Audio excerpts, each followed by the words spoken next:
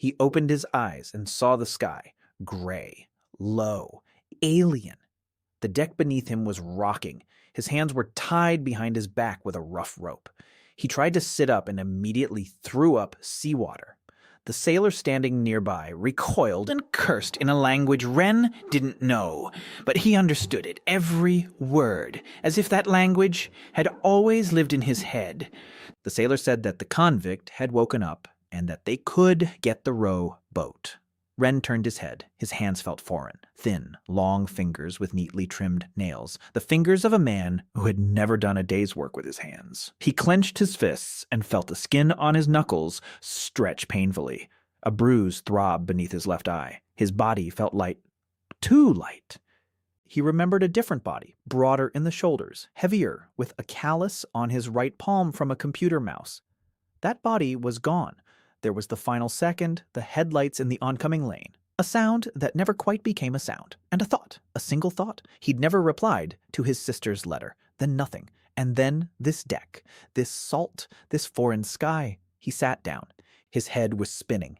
2 sailors were hauling a wooden rowboat to the rail. A third was carrying a sack made of coarse fabric. A fourth stood to the side, staring intently out to sea. None of them looked at Ren.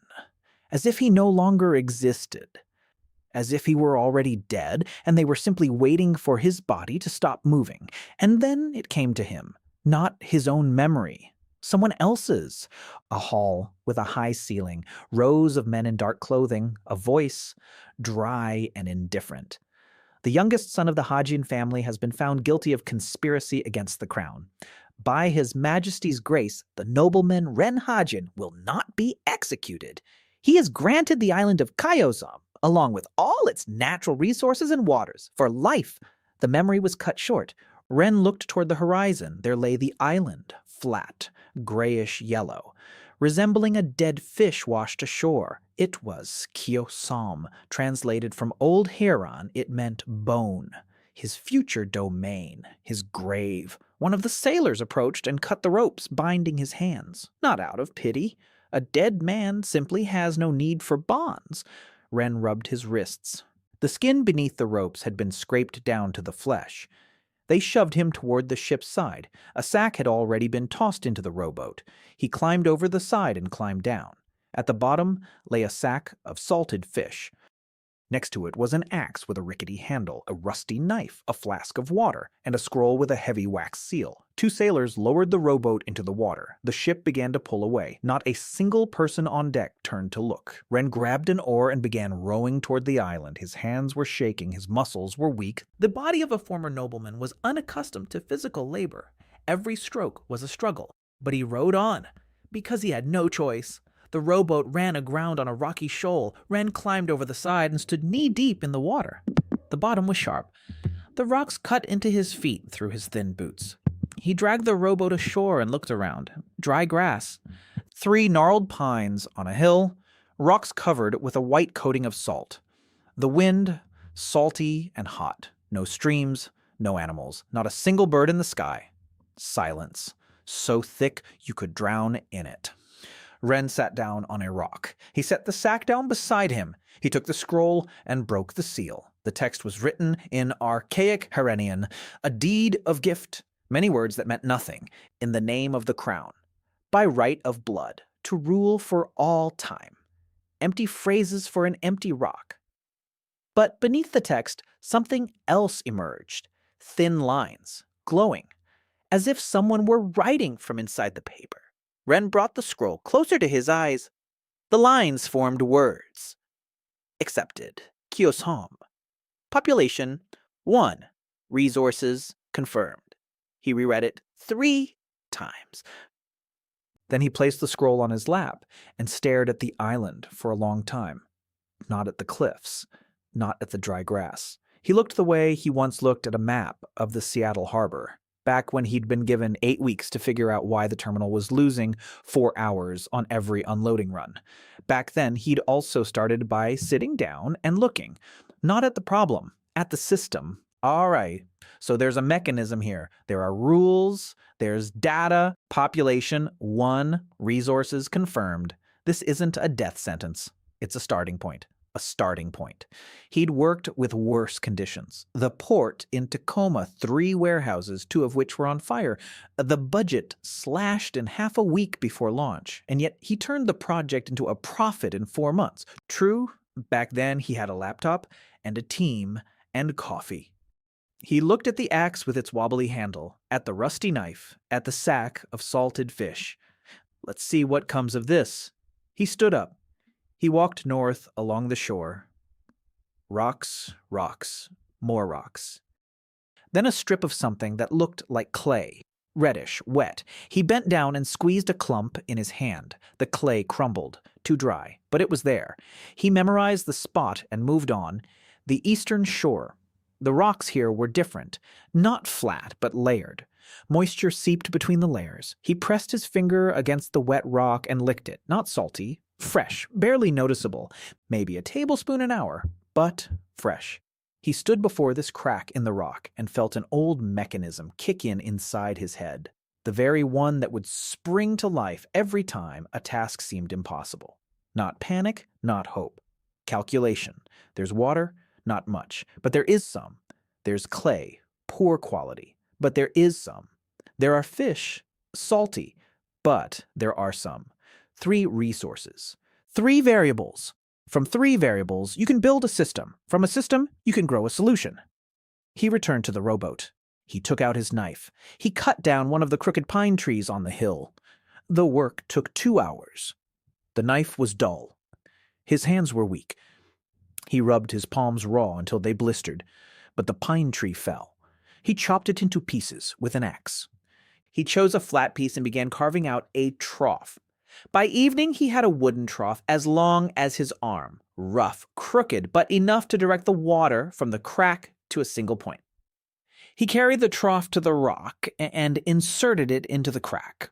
Water began to flow down the wood, a thin trickle, almost nothing.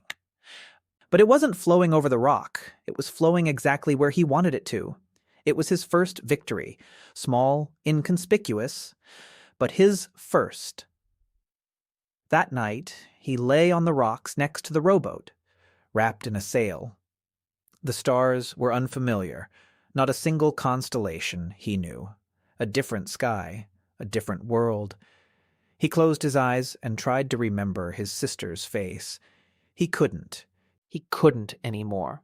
Then he thought about the water, about the clay, about the trough, and he fell asleep. In the morning, he went to the eastern shore. The clay had softened slightly overnight from the dew. He scooped some up in his hands and tried to knead it. It gave way. Not very well, but it gave way. He remembered what pottery clay looked like, not because he was a potter, but because he'd once optimized logistics for a company that produced ceramic tiles and spent 2 days at their factory studying every stage of the process. The clay had to be soaked, then beaten, then let it sit, then beat it again. He found a hollow among the rocks. He hauled the clay there. He poured in seawater. He stirred it with his hands. A few hours later, he drained the water and began kneading. His hands ached, his back ached, the sun burned his neck. He didn't stop. By evening on the 2nd day, he had a lump of usable clay the size of his head. He molded a bowl out of it, rough and thick-walled. He fired it in a bonfire made from the remaining pine branches. The bowl cracked. He fashioned a second one. This one held up. He placed it under a gutter. Water dripped into the clay, drop by drop. Overnight, he collected enough for 3 sips. He drank them on the morning of the 3rd day, and it was the best water of his life. On the 3rd day, he began to widen the crack. With a knife, millimeter by millimeter, the stone was hard to cut through. The blade slipped. He tore off his fingernails. He cut his fingers. Blood mixed with the water and the stone. But the crack was getting wider. On the 4th day, he carved a second groove, longer than the first. He placed a clay collection bowl beneath it, a large, flat bowl he'd spent half a day shaping. The water flowed faster, maybe 2 tablespoons an hour. He sat in front of his collection vessel, dirty, sunburned, with his hands all cut up, and counted. 2 tablespoons an hour, 48 tablespoons a day. That's about 700 milliliters. One person needs at least 2 liters. He was still dying, just more slowly. On the 5th day, he heard a sound. Distant and strange, a creek. He climbed the hill and looked out at the sea. Something dark was drifting toward the southern shore. A piece of wreckage? No, a boat, a fishing boat with a broken side. It was sitting low in the water, almost sinking. A person was lying at the stern. Ren ran down the hill. The rocks cut into his legs. He didn't notice. He waded into the water. He reached the boat and grabbed the side. Inside lay a woman, young. Her clothes were torn. Her face was sunburned. Her lips were cracked and bleeding, unconscious, but alive. He dragged her ashore. She was light, too light. He carried her into the shade of the cliff where his water container stood. He cupped water from the bowl in his palm, brought it to her lips. She drank without opening her eyes, greedily, like an animal. The water ran out. He gave her his canteen, his last one, the one he'd been given when he was dropped off. She drank half of it and finally opened her eyes. Dark. Frightened, she recoiled. Pressed herself against the rock. She saw his clothes. Nobleman's attire, dirty and torn, yes, but nobleman's attire nonetheless, and fear appeared in her eyes, not the kind of fear you feel when you're afraid of a blow, a different kind, the kind you feel when you know they're about to decide what to do with you and you have no say in the matter. Ren took a step back. He sat down on a rock across from her. Not closer, not farther. He didn't ask her name. He didn't ask where she was from. He said just one thing. Rest. In the morning, we'll decide where you'll go next. If you want, you can stay. She looked at him, confused. Those words didn't fit into her world. A nobleman doesn't tell a slave that she can stay. A nobleman tells a slave what she's going to do. She remained silent. Ren stood up and walked over to the boat. The broken side could be repaired. The wood was wet but sturdy. He began taking the boat apart into planks. He worked until dark. She watched him from the shadows. She didn't move. She didn't speak. She just followed him with her eyes. That night, he built a fire with the planks that were unsuitable for repairs. He placed a piece of salted fish and a clay bowl of water in front of her. He went to the other side of the fire. He lay down with his back to her. He closed his eyes. In the morning, she was sitting in the same spot. The fish had been eaten. The bowl was empty. She looked at him. He sat up. She spoke, quietly. Almost a whisper. She said her name was Ara. Ara So. She had been a laundress in the port district of Namhae. 3 years ago, she'd been taken aboard a pirate ship. Not as a captive, as a possession, to do laundry, to cook, and everything else. The ship had been sunk by other pirates a week ago. She clung to a piece of wreckage and drifted for 5 days. She thought she was going to die, then she saw an island. Ren listened in silence. He didn't interrupt. When she finished, he asked only one thing. Did she want to stay, or did she want him to fix the boat so she could sail on? She was silent for a long time. Then she said she had nowhere to go. He nodded. He took out a scroll. He unrolled it. The lines on the paper glowed faintly. He looked at her and said her name aloud. Ara So. I accept you as a resident of Kyosom of your own free will, without conditions. He wrote her name on the scroll. He had no brush. He wrote with a finger dipped in water. The letters soaked into the paper as if the scroll were drinking them in. And then it happened. A sound came from beneath the ground, deep, quiet, as if the island had sighed. The crack in the rock from which water was seeping quivered, the stone around it split into fine fissures, and the thin trickle of water became a stream, not a river, not a waterfall, but a clear, unceasing spring gushing from the rock with such force that his clay vessel filled in a minute and water spilled over the rim. Ara fell to her knees. She was crying, not out of fear, not out of pain, because of the water, pure, fresh water that flowed over the rocks and seeped into the dry earth. Ren stood nearby. He looked at the scroll. The inscription had changed. Kyosom. Population 2. Resources updated. He looked at the numbers, and that same mechanism was already at work in his mind. Every new resident meant a doubling of water, fish, soil, stone, clay. Every person accepted of their own free will turns a drop into a stream into a river. He looked at Ara. She was kneeling before the stream, cupping her hands. Water flowed between her fingers. She was laughing and crying at the same time. Ren sat down on a rock. He took out his knife and began to draw a diagram on the flat rock nearby. Not a map of the island. A diagram of the waterways. Water flows from here, directed here. Here's the outlet. Here's the settling tank. For the first week after Arya arrived, they worked in silence. Not because they didn't want to talk, because there was too much work and too little strength.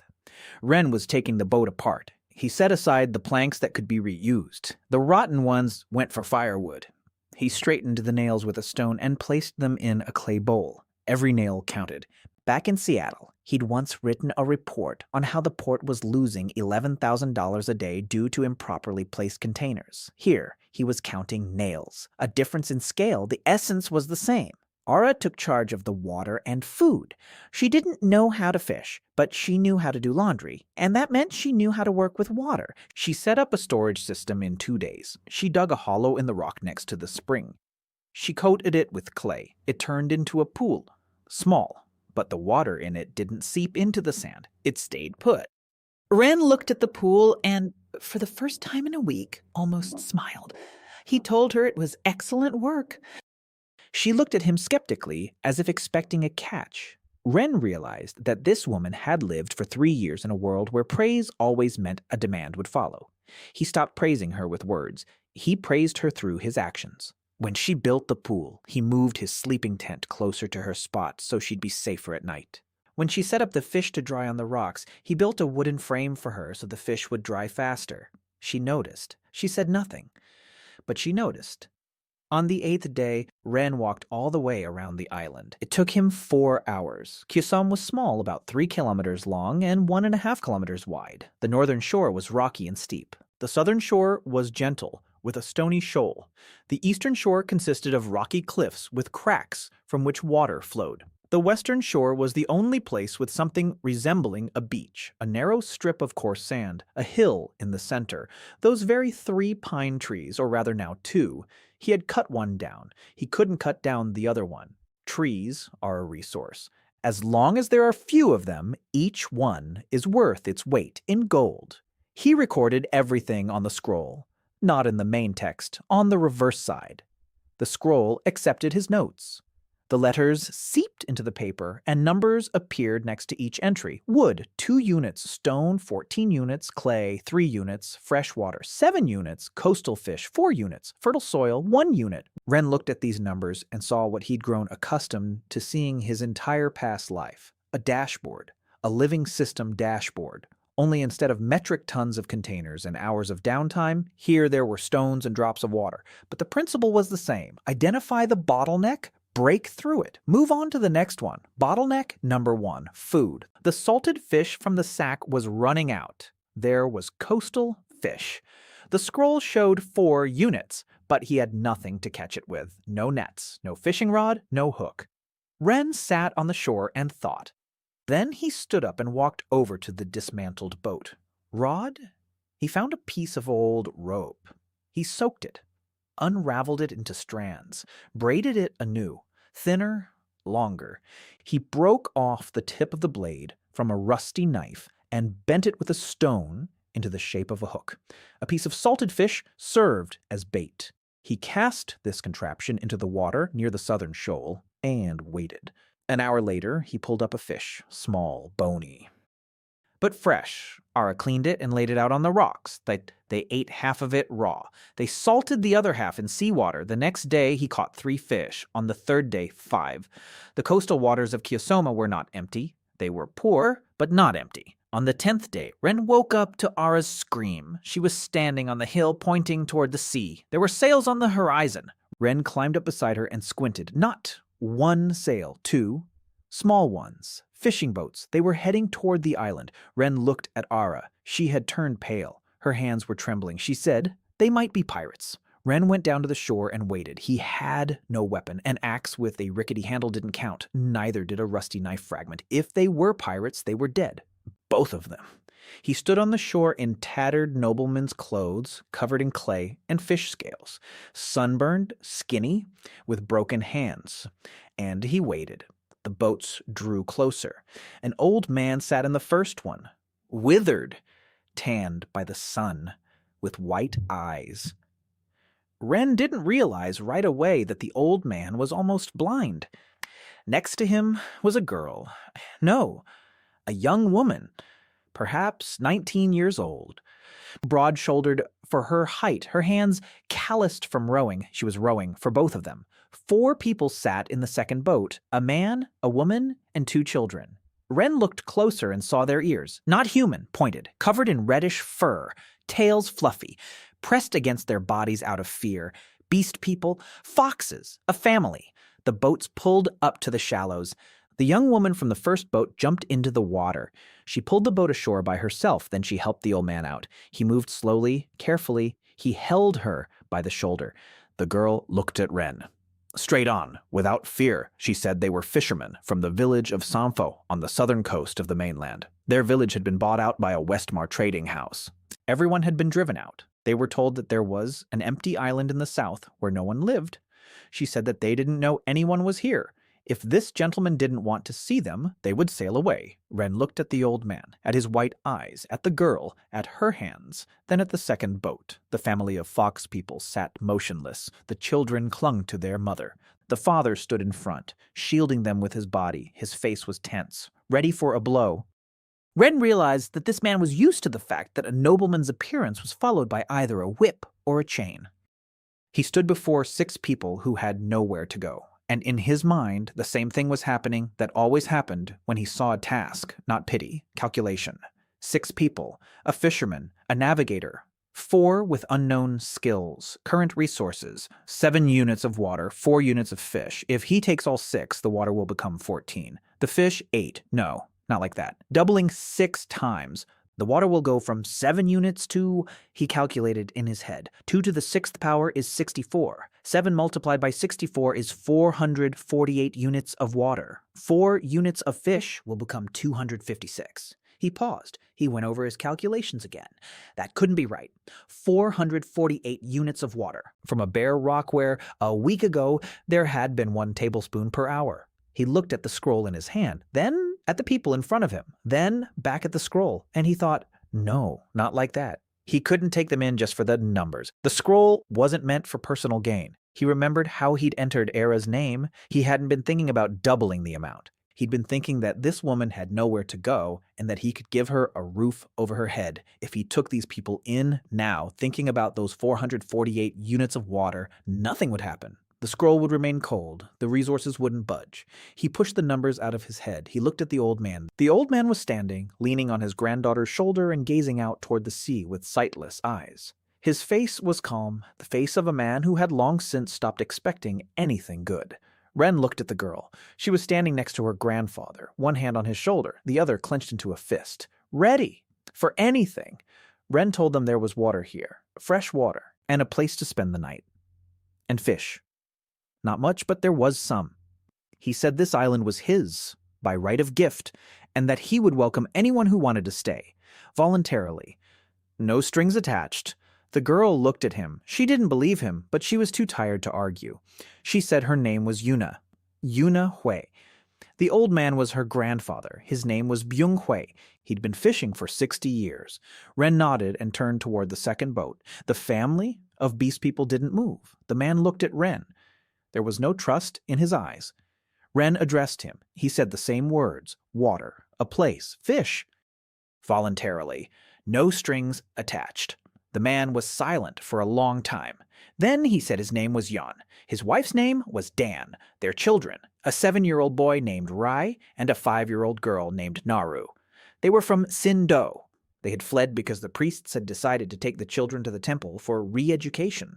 Re-education meant the children would never return. Ren stood and listened.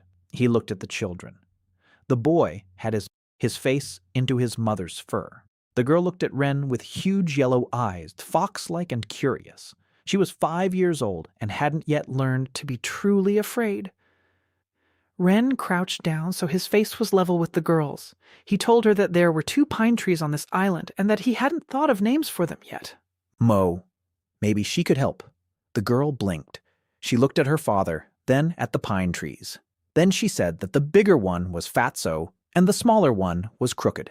Ren nodded with utter seriousness and said he'd write them down just like that. Yeon watched the scene, and something in his expression flickered. Not trust. No, it was far from trust, but a crack in the wall. A small one. They went ashore. Ren unrolled the scroll. He wrote down 6 names, one after another. Yuna Hwa, Byung Hwa, Yeon, Dan, Ri, Naru. Each time he spoke the name aloud. Each time the scroll absorbed the letters.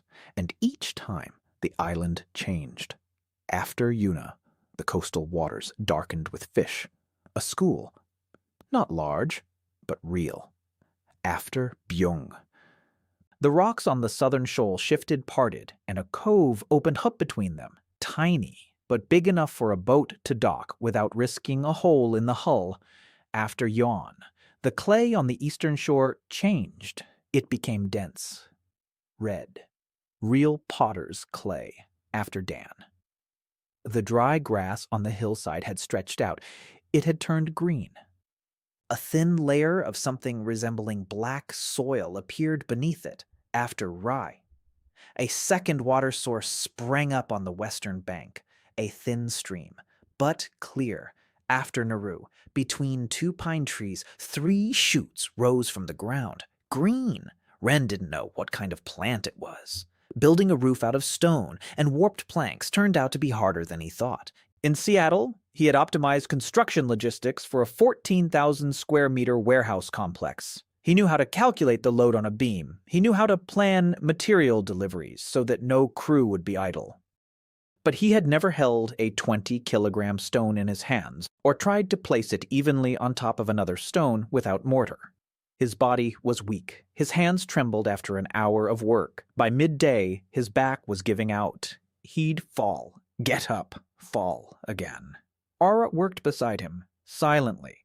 She hauled stones, small ones, the kind a single person could lift, and stacked them next to the spot Ren had marked for the first structure. Yuna worked differently. She didn't carry stones. She built. Her hands were used to boats, to wood, to ropes. She took planks from a dismantled boat and, in half a day, assembled a frame. Rough, crooked, but a frame nonetheless. Ren looked at it and realized that Yuna knew more about construction than he did, not in theory, in practice. He told her she was in charge of the construction. She looked at him as if he were crazy. She asked if he was serious. Ren replied that he was absolutely serious. She worked with wood better than he did, so she was in charge. Yuna snorted, but she took the lead. By the end of the first day, they had a frame made of 6 posts and 3 crossbeams. On the second day, they laid planks over the frame and weighed them down with stones. On the third, they caulked the gaps with clay. It turned out to be a structure. You couldn't call it a house. A shelter on posts with 3 walls and a clay roof. The 4th wall was open, but it was a shelter from the rain, from the wind, from the sun. 8 people fit inside. It was cramped, but they fit. Jan slept on the edge, closer to the exit, between his family and everyone else. He still didn't trust them. Ren noticed this and said nothing. Trust cannot be demanded. It can only be earned. Day by day, one action at a time. On the 14th day after landing, Ren held his first meeting. The word meeting was too grand for 8 people sitting on rocks around a campfire. But that's what he called it. He laid out a scroll on a flat rock. He showed everyone the numbers, population, resources, regeneration rates. He explained that the scroll wasn't magic. It was a tool for keeping track. It showed what they had and how quickly it was replenished. Yuna asked what 2 units of wood meant. Ren explained that he himself didn't fully understand the scale of the units, but that after each new resident, the numbers grew. So growth was tied to people. Byung listened in silence. Then he spoke. His voice was low and slow. He said that his grandfather had told him about such scrolls a long time ago, back when stories about the founders were still alive, those who settled the archipelago. They had scrolls that read the land.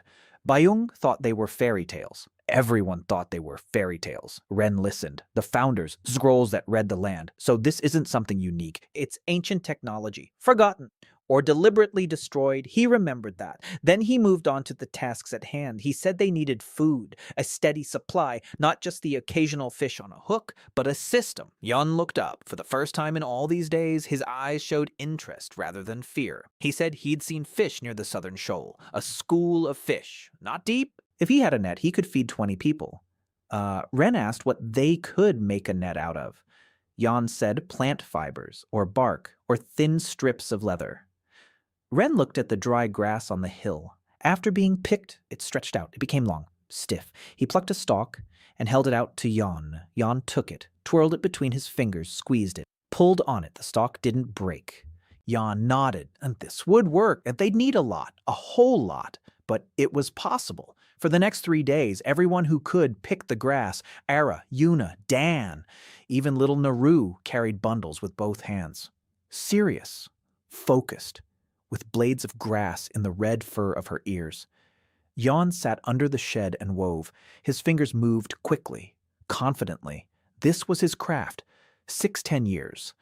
His failing eyesight didn't get in the way. He wove by touch, knot by knot, thread by thread. 3 days later, the net was ready. Not a big one, 3 meters wide, but a net, a real one. Yuna and Yeon went out into the cove in one of the fishing boats. Ren stood on the shore and watched. They cast the net, waited, pulled it in. The boat listed under the weight. Waina laughed loudly. The first laughter on this island. The net was full of fish, silvery, alive, flopping. They hauled it ashore, spread it out on the rocks. Ren counted 43 fish from a single cast for 8 people. That's 6 days' worth of food if they salted and dried them properly. Ara was already standing nearby with a knife. She knew how to gut fish quickly, neatly. As a laundress, she was used to working with her hands. Whether cleaning fish or washing clothes, the movements were the same, precise and economical. By evening, 2 rows of fish were drying on the rocks. The next day, Yuna and Yeon went out again. 51 fish. The fish were coming in, and not just from their catch. The scroll showed that the coastal schools were growing. Ren didn't fully understand the mechanics. He saw the doubling upon receipt, but there was something else. Resources were replenishing faster than they should have. He began keeping records. On the rocks, with charcoal, date, catch, consumption, stock, a table, familiar, the only thing connecting him to his former life. On the 17th day, Ren built a smokehouse, not alone. With Yuna, she found the spot, a crevice between 2 large rocks, sheltered from the wind. Ren came up with the idea. Yuna figured out how to do it. They built a 3rd wall out of stones. They placed flat slabs on top and left a gap for the smoke. Inside, they hung the fish on wooden hooks, firewood from an old boat. The fire burned slowly. The smoke was thick. The first batch of smoked fish was ready in 2 days. The taste was sharp, salty, and smoky. But it was real food that could be stored for weeks. Ara tasted it and closed her eyes. She didn't say anything, but Ren saw how she held the piece of fish with both hands, as if it were something precious, something of her own. On the 18th day, more people appeared. A boat with 3 men, impoverished fishermen from the coastal villages. Their land had been bought up by Westmar merchants to build villas. The fishermen were offered jobs as servants. They refused. They were driven out. They sailed south at random, when saw smoke rising from a smokehouse and headed toward it. Ren met them on the shore. The same ritual, water, food, a place to stay, voluntarily, no strings attached.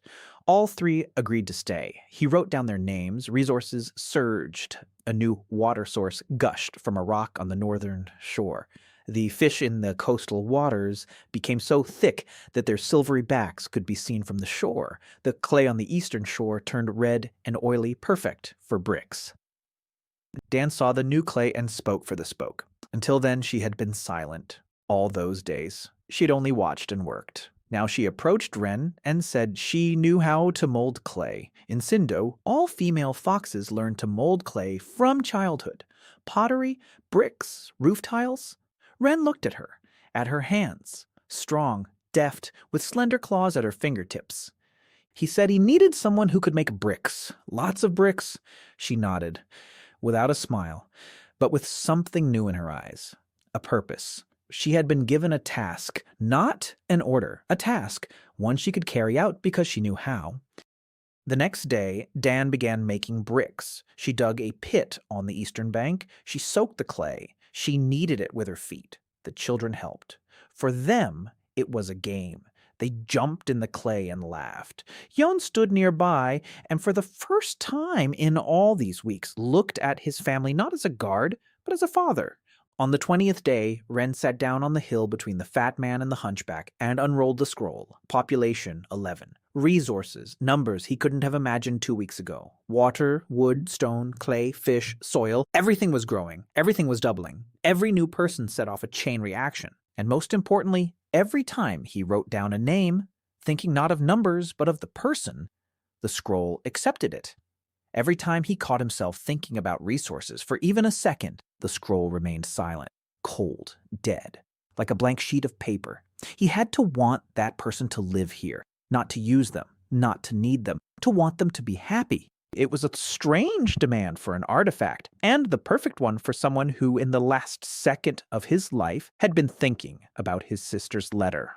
Ren put the scroll away and looked down. On the shore, Yoon and one of the new fishermen were arguing about the right way to set the net. Ara was laying out the fish on the rocks. Dan was mixing clay. The children were running around and getting in everyone's way. Yon was repairing the boat's side. Byung was sitting by the shed, weaving a second net. Slowly, by feel. 11 people, on a rock that had been a grave just 2 weeks ago. Ren thought about capacity, the current infrastructure. 1 shed, 1 smokehouse, 1 cove, 3 boats, maximum capacity with current resources. Maybe 30 people, maybe 40. If they built a second shed, if they expanded the cove, if Dan made enough bricks for the walls. He needed more people, not just to double the numbers, for extra hands, for skills. He needed a builder, a carpenter, someone who understood how to build a wall that wouldn't collapse at the first storm. He walked down the hill and went to Yuna. She was standing knee-deep in the water, arguing with the sea. The net had snagged on a rock at the bottom. Ren waded into the water beside her and helped pull it free. She looked at him, all wet, and said that, for a nobleman, he did a suspiciously lot of manual labor. Ren replied that he was a bad nobleman. She snorted and said that was the best compliment she'd ever heard. Then she grew serious and said that Grandpa was getting worse. His eyes. He's seeing less and less. In 6 months, he might go completely blind. Ren was silent. He looked at Yuna and didn't see a skipper or a fisherwoman. He saw a 19-year-old girl who, since she was 12, had known that the only person she had left was slipping away, slowly, 1 degree of light at a time, and there was nothing she could do. He said he would remember that. Yuna looked at him. There was no hope in her eyes. Hope had ended long ago. But there was something else. Anticipation. By the end of the first month, Kyosom's population had reached 20 people. They arrived in groups of 2 or 3, sometimes alone. A fisherman from a burned-down village. A woman with 2 children, fleeing from a husband who had sold their eldest son into debt bondage. An old carpenter who had been expelled from the guild for refusing to build a gallows. A 14-year-old boy with no name. He didn't remember his name, or perhaps he didn't want to remember. Ren named him Isao. The boy didn't object. It was the same ritual every time.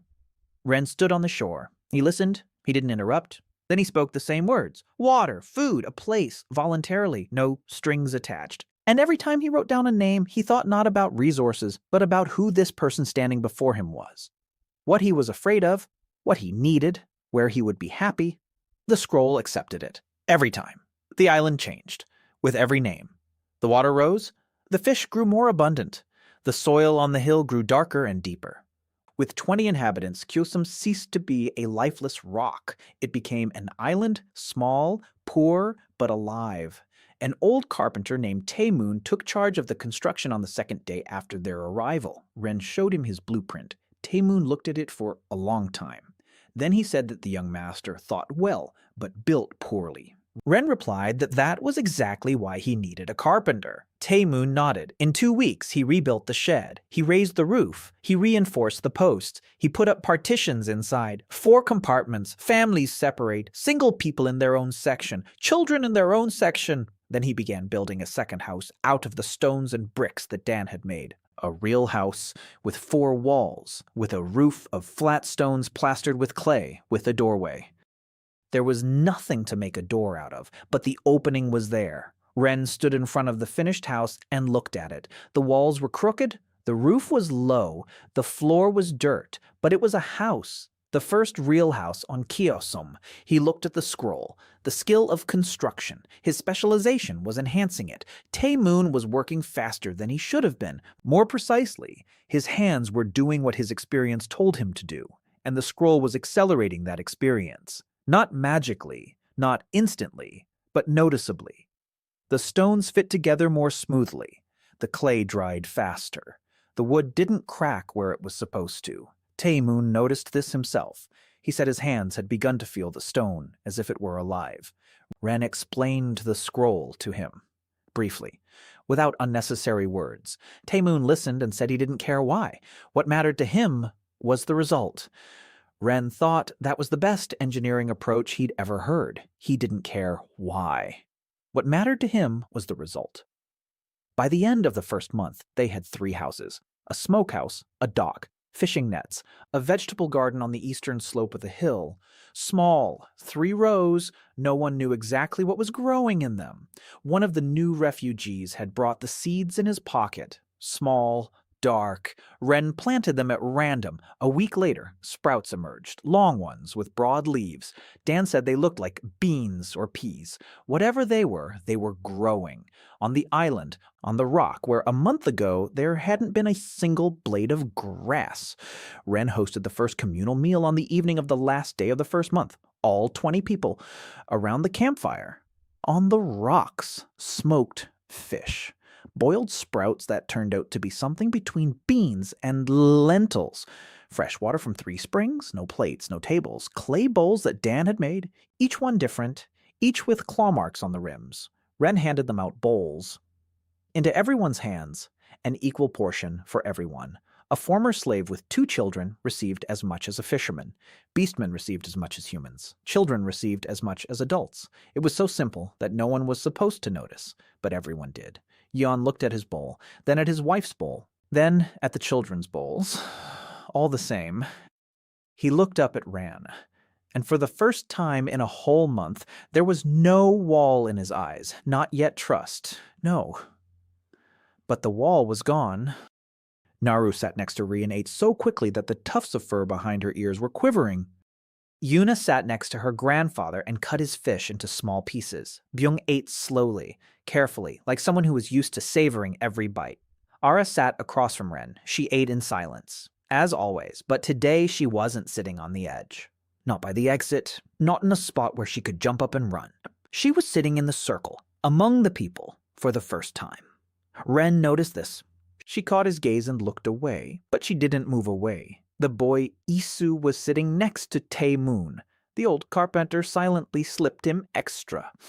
Isu ate without looking at anyone, but his shoulders were relaxed, not tense, for the first time.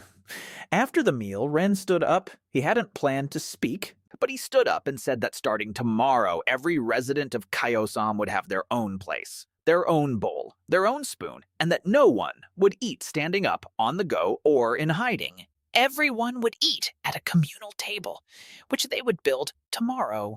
He sat down. Silence. Then Yuna said she was in favor. Then Tae-moon said that he would build a stone table by lunchtime. Then Yeon quietly said that his family agreed as well, and Ren felt the scroll in his pocket grow warm, not from the new acceptance, just warm, as if it had given its approval. The next day, they built the table. Long, made of stone, from flat slabs laid on 2 rows of stones. Rough, heavy, uneven, but a table. One that could seat 20 people. Dan made 20 bowls in 3 days. Her hands worked nonstop. Each bowl bore claw marks. Each was slightly different in shape, but each was whole, sturdy, unique. Ren handed out the bowls to each person personally, into each person's hands, and he said a name. This is yours. Araso. This is yours. Yunaho. This is yours. Yeon. This is yours. Naru, 20 bowls, 20 names. The woman with 2 children, the one who had fled from her husband, stood there with her bowl, staring at it. She didn't move. She didn't cry. She just stood there, holding the bowl. And Ren realized that, for the first time in her life, this woman possessed something that no one could take away from her. Because Ren had said, "This is yours," and on this island, his word was the only law. From that day on, no one ever called him young master again. They asked Ara what to call him. Ara simply said, Ren, because that was what he had called himself on the first day. Just Ren. 2 days after their shared meal, Ren was sitting on the pier, gazing out at the sea. Yuna walked over and sat down beside him. She was wet. She'd just returned from fishing. She said she'd seen a ship far away on the horizon, big, with black sails. Ren tensed. Black sails in the archipelago meant only one thing: slave traders or pirates. The line between them was blurred. Often, they were one and the same. Yuna said the ship was sailing past, not toward the island, but it was there. And if they could see the smoke from the smokehouse, then the ship could see it too. Ren stood up. He looked at the smokehouse. Smoke was rising in a column, white, visible for miles. The smoke told everyone around that there was life here, life on a dead island. It was an invitation to every refugee and to every predator. He faced a choice. Put out the smokehouse, hide the smoke, become invisible, or leave the fire burning, take the risk. Ren thought for 30 seconds. Then he said the fire would stay. Yuna looked at him. He explained. Without smoke, the refugees wouldn't find them. Without refugees, there would be no growth. Without growth, they'd remain 20 people on a rock. 20 people couldn't defend themselves against a ship with black sails. 200 could. He wasn't choosing between safety and risk. He was choosing between a slow death and rapid growth. Yuna thought for a moment and said he was either a genius or a madman. Ren replied that in his previous job, those were synonyms. She didn't understand, but she smiled. He went back to the diagrams. Now a new item had been added to the to-do list: defense. He needed a plan in case the ship with black sails turned toward Kyosom. 20 people, of those 7 men capable of handling weapons. No weapons, no walls, no watchtower, nothing. He sat on the pier and counted. Not people, not resources, options. In his previous life, he'd once solved a problem like this: the port in Tacoma. 2 companies were vying for a single dock. One had a contract, the other had connections in the administration.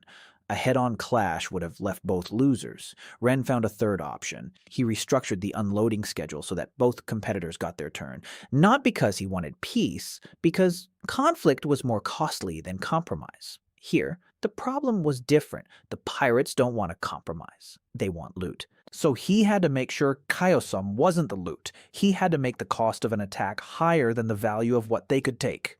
He sat and thought until dark.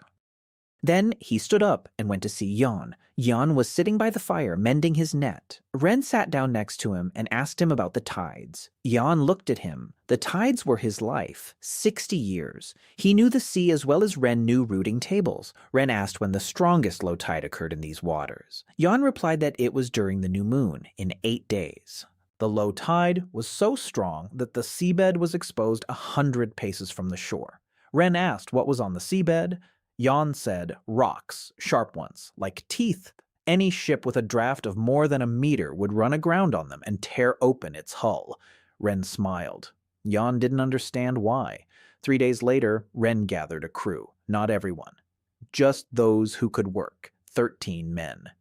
He explained the plan. At the new moon, the low tide would expose the rocks around the southern entrance to the bay. 3 days before the low tide, they would drive wooden stakes between the rocks, sharpened, pointing upward. When the water returned, the stakes would be hidden beneath the surface. Any ship that tried to enter the bay without knowing the fairway would run into them. This won't stop an army, but it will stop a lone pirate ship, because a pirate who has run aground in foreign waters is no longer a predator, but prey. Yuna listened, her eyes shining. On the 35th day, a ship with black sails returned. Not the same one, a different one. Smaller, faster, a single-masted vessel with a crew of about 15. Yuna was the first to see it. She ran up from the eastern shore, wet and out of breath. She said the ship was heading straight for them, not past them, toward them. Ren was standing at the table, the stone one, the very same one. He set down the piece of fish he'd been chewing and stood up. People were gathered around him, 20 of them. They were looking at him, waiting. The children huddled close to their mothers. Jan was already standing in front of his wife and children, his arms at his sides, tense, ready. Ren looked at them and said calmly, "Women and children to the eastern slope, behind the rocks. Men, come with me to the pier." Ara didn't move. She said she would stay. Ren looked at her. She was looking him in the eyes without fear, with something else, with stubbornness.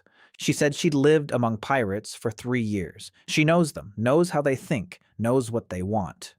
She's needed here. Ren nodded. She stayed. 7 of them stepped out onto the pier. Ren, Jan, Tai Moon, 3 fishermen, and Yuna. Yuna hadn't left, and no one had tried to send her away. It was useless. They stood on the pier and watched as the ship approached. It had no flag. Its sides were coated in black tar. Figures were moving on the deck. Ren counted. 14 armed. He saw the glint of steel in the sun. His men had 3 fishing knives, 1 axe, and stakes underwater. The ship was heading for the cove, straight ahead, confidently. The captain didn't know about the stakes. He saw the cove, small, open, easy prey. Ren waited. His hands didn't tremble. He wasn't thinking about the fight. He was thinking about the tide. Right now, the water was high. The stakes were deep beneath the surface. Whether the ship, with a draft of 1 to 1.5 meters, would snag them or not depended on the course it took as it entered. If it went straight down the center of the cove, it would snag them. The rocks there were closer to the surface. If it veered to the left, it might slip through. Ren stood there counting. Yuna stood beside him, counting too. She knew this cove better than he did. She whispered that if the ship veered to the right of the rocks, it would run aground. If it veered to the left, it would pass cleanly. Ren looked at the ship. It was veering to the right of the rocks, straight onto the rocks. A sound came from below, a dull, heavy thud, the screech of wood against stone. The ship jerked. It stopped. It listed to starboard. Shouts on deck. Someone fell overboard. Ren saw a dark streak creeping up from beneath the hull. Water was pouring in. Not quickly. The stake hadn't pierced the hull all the way through, but it had damaged the plating. The ship was sinking, slowly, but sinking. The captain on deck was yelling at his men. They were running around, trying to plug the leak, throwing heavy items overboard, barrels, crates, sacks. Ren watched and thought. 14 armed men on a sinking ship, 100 paces from shore. If they make it to land, it'll be a fight. A fight his men will lose. But they won't make it to land if they don't know where the water is shallow. The bay looked the same everywhere. Calm water. But beneath it were rocks, sharp ones where you could stand in one spot and drown in another. Only Yuna knew where the seabed rose. And Ren, Era approached from behind. Quietly, she said she recognized this type of ship, a South Coast vessel, fast, but with a thin hull. The crew was pirate, but small. Not military, they were here for easy prey. Lured by the smoke. She said that if they saw that the island isn't defenseless, they'll leave. Pirates don't fight. They plunder. The difference is that a plunderer doesn't pay the price a warrior pays. If the price is higher than 0, the plunderer looks for another victim. Ren listened and thought. Ara was right. He didn't need to win. He needed to demonstrate the cost. He turned to Taemoon. He told him to bring all the torches from the smokehouse. Taemoon left and returned a minute later with 3 burning torches. Ren took one. He walked to the edge of the edge and threw it into the water, not at the ship, into the water, next to the ship. The torch hissed and went out, a meaningless gesture, but the captain on deck froze. He didn't know that Ren had simply thrown a torch. He saw someone on the shore throwing fire toward his ship. His sinking ship, whose hull was soaked in resin, Ren threw a second torch, closer. It didn't hit the ship. He wasn't trying to hit it, but the captain saw a second flame flying toward him. His ship was sinking, and they were setting it on fire. Ara stepped out onto the pier. She stood next to Ren, and she screamed. In the pirate dialect of the southern ports, rough, harsh, she was screaming that if they didn't get out of the way, the next torch would hit their barrel of resin. Ren didn't understand every word, but he understood the tone of someone who had lived among these people for 3 years and spoke their language, a tone they recognized. The captain on deck froze. Then he started yelling at his own men. They ran toward the lifeboat, not toward the shore. Toward the lifeboat. 14 men tried to cram into a 6-person lifeboat. 2 jumped into the water and swam away, not toward Kyosom, away from Kyosom, westward toward the open sea. The ship was listing to starboard. Water was flooding the deck. An hour later, only the mast remained visible. Black, slanted, like a dead man's finger. The lifeboat with the pirates was heading west, fast. Everyone was rowing.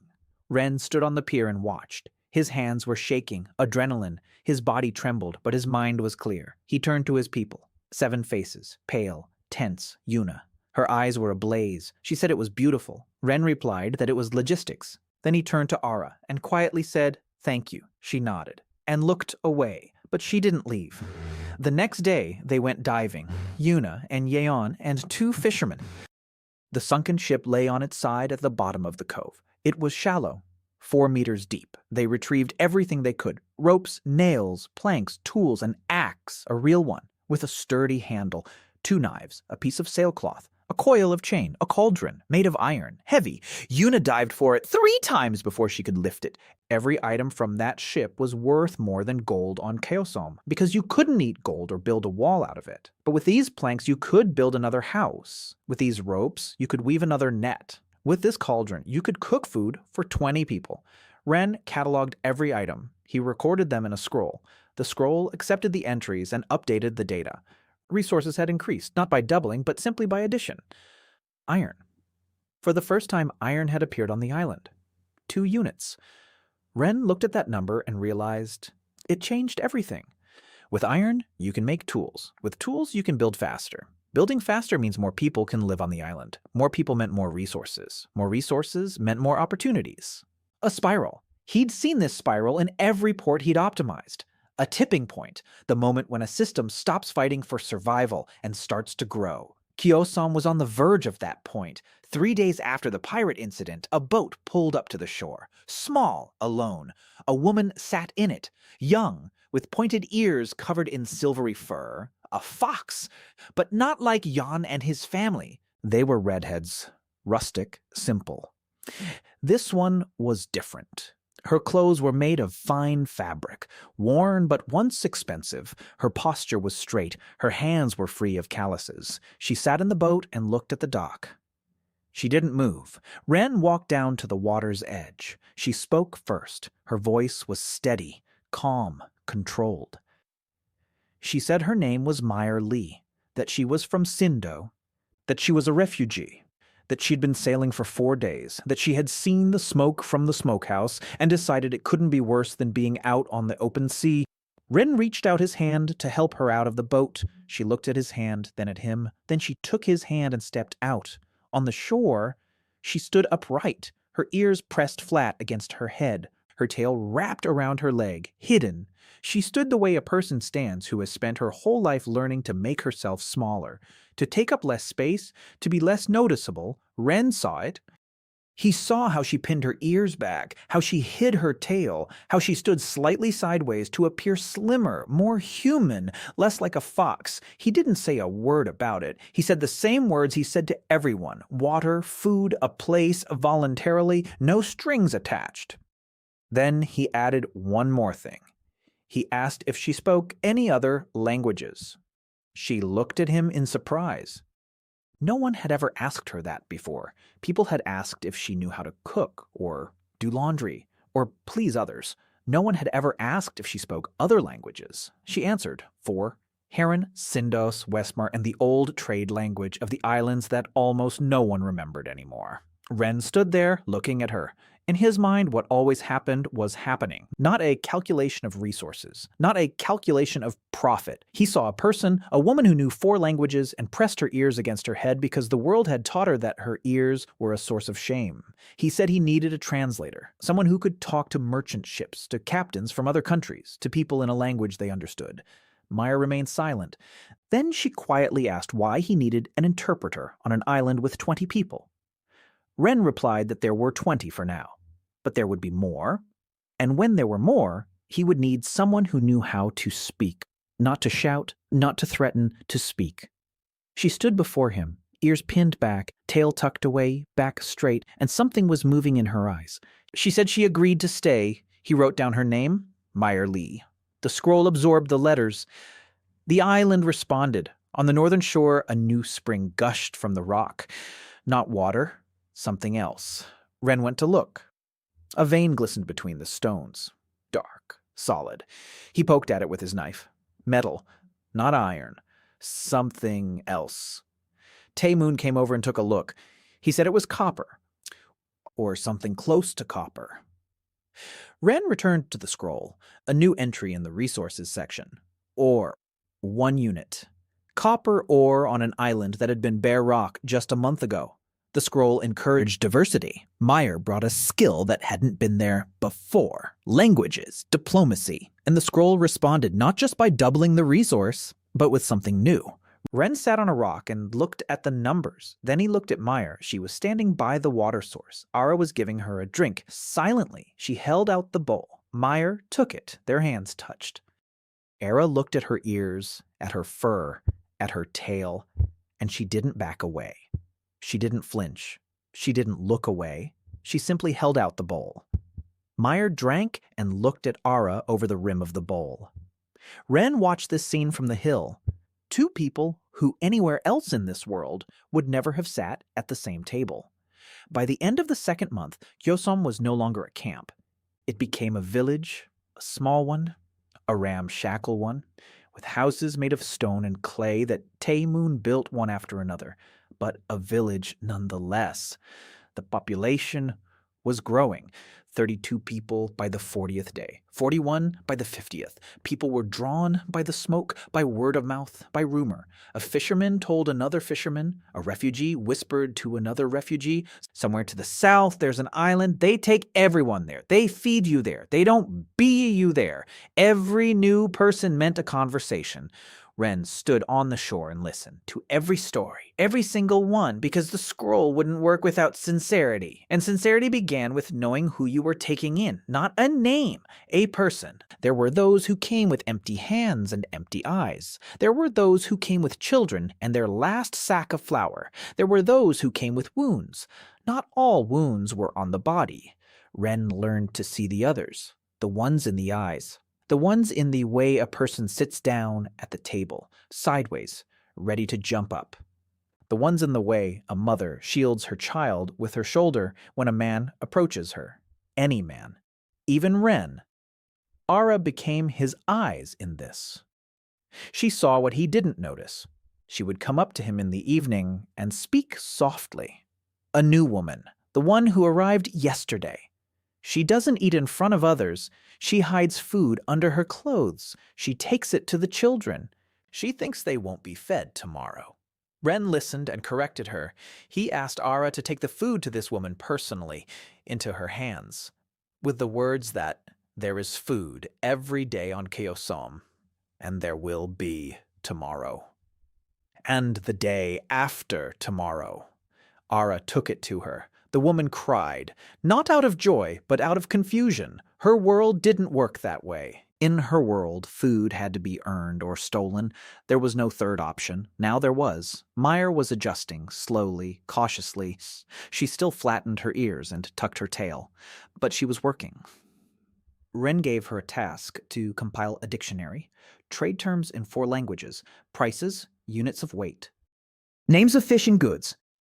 Everything that would be needed when the first merchant ship arrived at Kyosom. Not a pirate ship, a merchant ship. Meyer looked at him as if he'd said that it would snow tomorrow. A merchant ship. To this rock. Ren replied that not yet, but it would come, and when it arrived, they had to be ready to speak its language. Not the language of supplicants. The language of partners. Meyer nodded and set to work. She wrote on bark, on flat stones, on anything that could hold lines. Her handwriting was small and precise. After a week, she had a dictionary of 200 words. After 2 weeks, 500. Ren looked at that dictionary and saw not just words in it. He saw a bridge between Kyosom and the world. A bridge they would build with words before they built it with stone. On the 53rd day, what Ren had both been waiting for and fearing at the same time happened. A ship approached the island, not a pirate ship, not a fishing boat, a merchant ship, a small one, a 2-masted vessel, flying the flag of the independent port of Morrow. The captain was a Westmarian, broad-shouldered, with a red beard and shrewd eyes. He dropped anchor half a mile from the shore and lowered a rowboat, alone, unarmed. That was the rule for independent captains. First visit, alone. No weapons. Show that you're not afraid and that you're not a threat. Ren met him at the dock. The captain looked at the island, at the houses, at the smokehouse, at the people, at the nets drying on the rocks. Then at Ren, young, skinny, in clothes that had once been noble but were now simply dirty. The captain said his name was Ren Blake, that he was sailing from Morrow to Namhe, that he'd seen smoke and decided to stop by because his maps marked this place as a dead rock, and dead rocks don't smoke. Ren nodded and said that Kyosom was no longer a dead rock.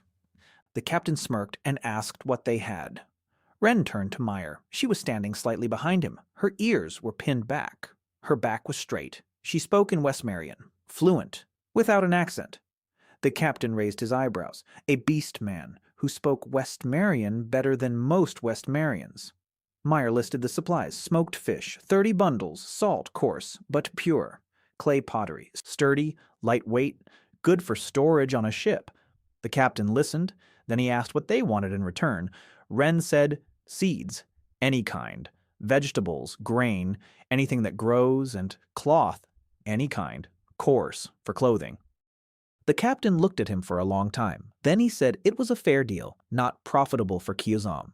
Smoked fish was worth more than seeds, but fair. They exchanged the goods that very day. 30 bundles of smoked fish for 3 sacks of seeds and a roll of coarse cloth.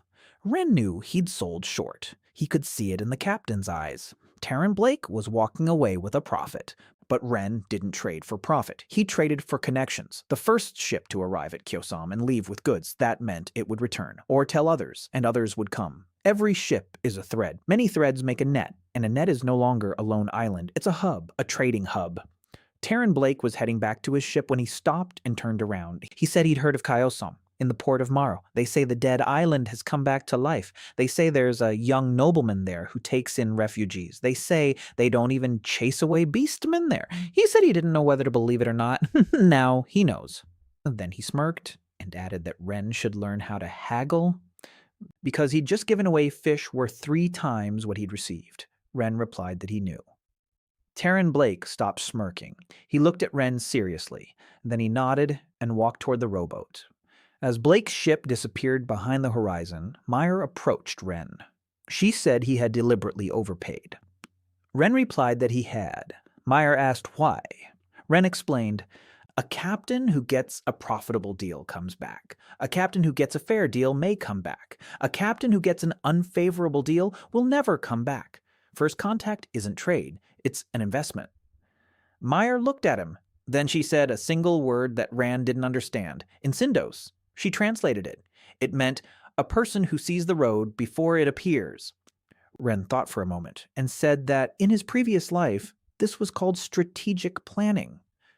Meyer didn't understand, but she nodded. On the 55th day, Ren began building something no one expected. Not a house, not a warehouse, not a wall. He began building a bathhouse. Tae Moon looked at him as if he were crazy. 41 people. Half of them were sleeping in unfinished houses. The walls weren't finished, the roofs were leaking, and young Ren wanted to build a bathhouse. Ren explained. The people who had come to Kyosom hadn't washed in weeks, months, years. Former slaves, refugees, those who had lived on the streets, on a ship, in the hold. For them, water was for drinking, not for washing. Washing was a luxury they didn't deserve. Ren wanted every person on this island to be able to wash. With hot water and soap. There was no soap, but there was hot water. Springs gushed from the rocks. All they had to do was heat the stones. Taemoon listened. Then he said he would build it. He built it for 3 days. Stone, clay, dan, bricks. The result was a roofless structure with 3 walls and a stone floor. In the center was a pit for the hot stones. Next to it was a trough leading from the spring. Water flowed through the trough, was heated by the stones, and drained into a stone basin on the floor. On the 60th day, Ren remembered Yoon. No, he didn't just remember. He had remembered all along. But on the 60th day, he was finally able to do something about it. Among the refugees who had arrived the previous week was an old beast woman. Cat-like in appearance, quiet, with gnarled fingers and eyes that saw more than they said. She said her name was Wei, that she was from Shindo, that she had been a healer at the temple for 30 years. Until the temple decided that a beast person could not heal people, she was expelled. She'd been walking for 2 months along the coast, across the islands, on strangers' boats. Ren entered her name. The scroll accepted it, resources spiked. But that wasn't the main thing. The main thing was that, for the first time, a healer had appeared on the island, one with a skill that hadn't existed before. Specialization boosts it. Ren saw it in the scroll, a new entry, medicinal herbs, 2 units. On the eastern slope of the hill, among the beans, plants had sprung up that hadn't been there before. Wei looked at them and said they were mountain sage and sea mint. She explained that they could be used to make decoctions for fever and inflammation. These are serious medicines, not just herbs. Ren nodded and asked her if she could treat his eyes. Wei looked at him. Then she asked whose eyes. Ren led her to Byun. The old fisherman was sitting by his house mending a net, his 3rd in a month. His fingers worked non-stop, but his eyes barely functioned. Wei examined him for a long time in silence. She moved her fingers in front of his face. She asked him to look this way and that. Then she took Ren aside. She said that Byun's eyes had been damaged by salt. 60 years at sea. Salty wind. Salty water. The salt had corroded something inside. In Sindo, they treated this. With surgery. Delicate, dangerous. It required a specific instrument, a needle, a thin one, made of good steel, and a medicinal decoction she could prepare from herbs that already grew on the island. But the needle! There was no such needle here. Ren stood there thinking. A needle made of good steel. They had iron, 2 pieces, from a sunken pirate ship. Rough, rusty, not steel. He needed a blacksmith. He didn't have a blacksmith. He looked at the scroll, then at his finger. He was still wearing a ring, a nobleman's ring, delicate, silver, bearing the seal of the Hajin clan. The only valuable thing he had left from the previous owner of this body. He took off the ring and examined it. A silver. Soft, but silver. You can make a needle out of silver. A thin one. A thin enough. If he could find someone who knew how to work with metal. He turned to Taemoon. The old carpenter had worked with wood his whole life, but before becoming a carpenter, he'd been an apprentice to a blacksmith for 2 years, a long time ago, but his hands still remembered. Ren showed him the ring and explained what he needed. A needle, thin, straight, made from this silver. Taemoon took the ring. He turned it over in his fingers. He said he'd try, but he needed a fire hotter than a campfire. He needed an anvil. He needed a hammer. Ren looked around. Fire. The smokehouse gave off heat, but not enough. An anvil. A flat stone. Hard. There were plenty of those on the island. A hammer. A stone tied to a stick. Rough, but it would do for silver. He gathered what he needed in half a day. He found the anvil Yeon, a flat granite stone near the northern shore. The 4 of them hauled it over. Fire. Ren remembered that smelting required a blast of air. Bellows. There were no bellows. He made a pipe, out of clay, long, hollow. He blew into it himself. His lungs were on fire. His head was spinning. But the temperature in the smelting chamber rose. Taemoon placed the ring in the fire. The silver began to flow, slowly. Reluctantly, he forged it into a strip, thin, then thinner, then even thinner. He struck stone against stone, carefully, hour after hour. Ren took his place by the pipe. He stoked the fire, kept the heat up. By evening, they had a needle, a silver one, thin, slightly crooked, but a needle nonetheless. Taemoon looked at it and said it was the worst work of his life. Ren looked at it and said it was the best. He took the needle to Wei. She examined it, turned it over in her fingers. Said it would do. Not perfect, but it would do. She spent 2 days preparing it. She boiled decoctions. She sharpened the needle with a stone. She checked and double-checked. On the 3rd day, she said she was ready. Ren brought Bayun. The old man sat down on a rock. Calm. He wasn't afraid. Yuna stood nearby. She was afraid for both of them. Her hands were shaking. She clenched them into fists so no one would notice. But it was obvious. Wei asked everyone to step back, except for Era. Era held Bayun's head. Still steady. Her hands didn't tremble. 3 years on a pirate ship had taught her one thing. When you need to be a rock, be a rock. The operation took an hour. Quiet. Terrifying. Ren stood outside and listened to the silence. Yuna stood next to him. She didn't speak. He didn't speak. They just stood there. Then Wei came out. Her hands were covered in blood. She said she'd saved his left eye. The right one was too badly damaged. The left one would see. Not perfectly, but he'd see. Yuna went inside. Byung was sitting there with a bandage over his eyes. He told her everything was fine, that it didn't hurt. He was lying, but he spoke. A week later, Wei removed the bandage from his left eye. Byung blinked. He looked up at the sky, then at Yuna, then at his hands. He could see. Blurry, unclear, but he could see. He raised his hand and looked at his fingers, then at Yuna.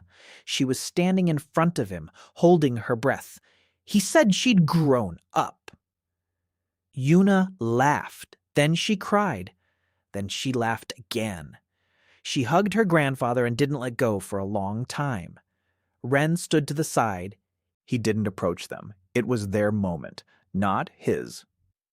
He quietly walked over to the pier and sat down on the edge. The scroll lay in his pocket, warm. The ring was no longer on his finger. Ren looked at his bare finger and thought it was the best deal of his life. A silver trinket bearing a stranger's coat of arms in exchange for the old fisherman's sight. In any report, it would have looked like a loss. In his system, it was an asset. Because a fisherman who can see catches more fish. Because a granddaughter who doesn't have to worry about her blind grandfather can go out to sea. Because a doctor who performed a successful operation would go on to teach others. Because the islanders now knew that people were treated here.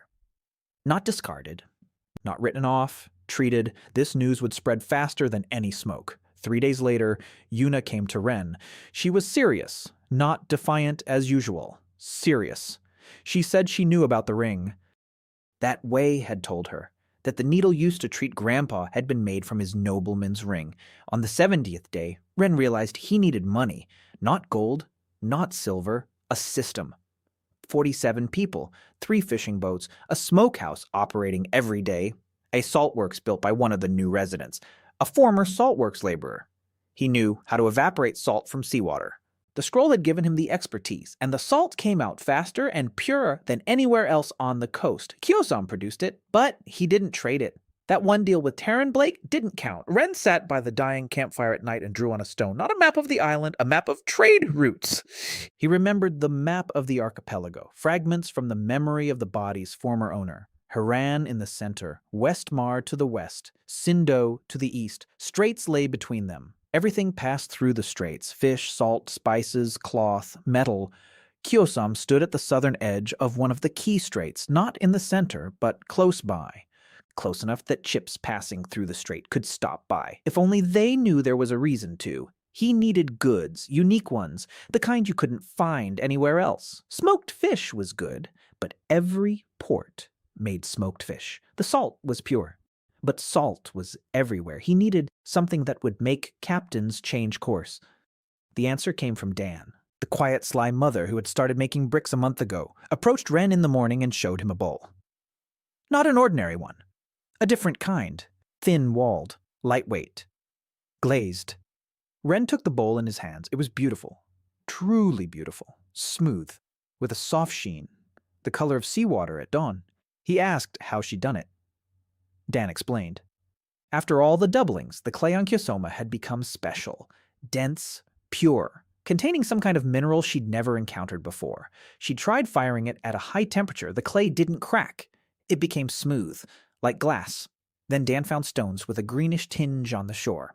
She ground them into a powder. She mixed it with water and coated the bowl before firing it.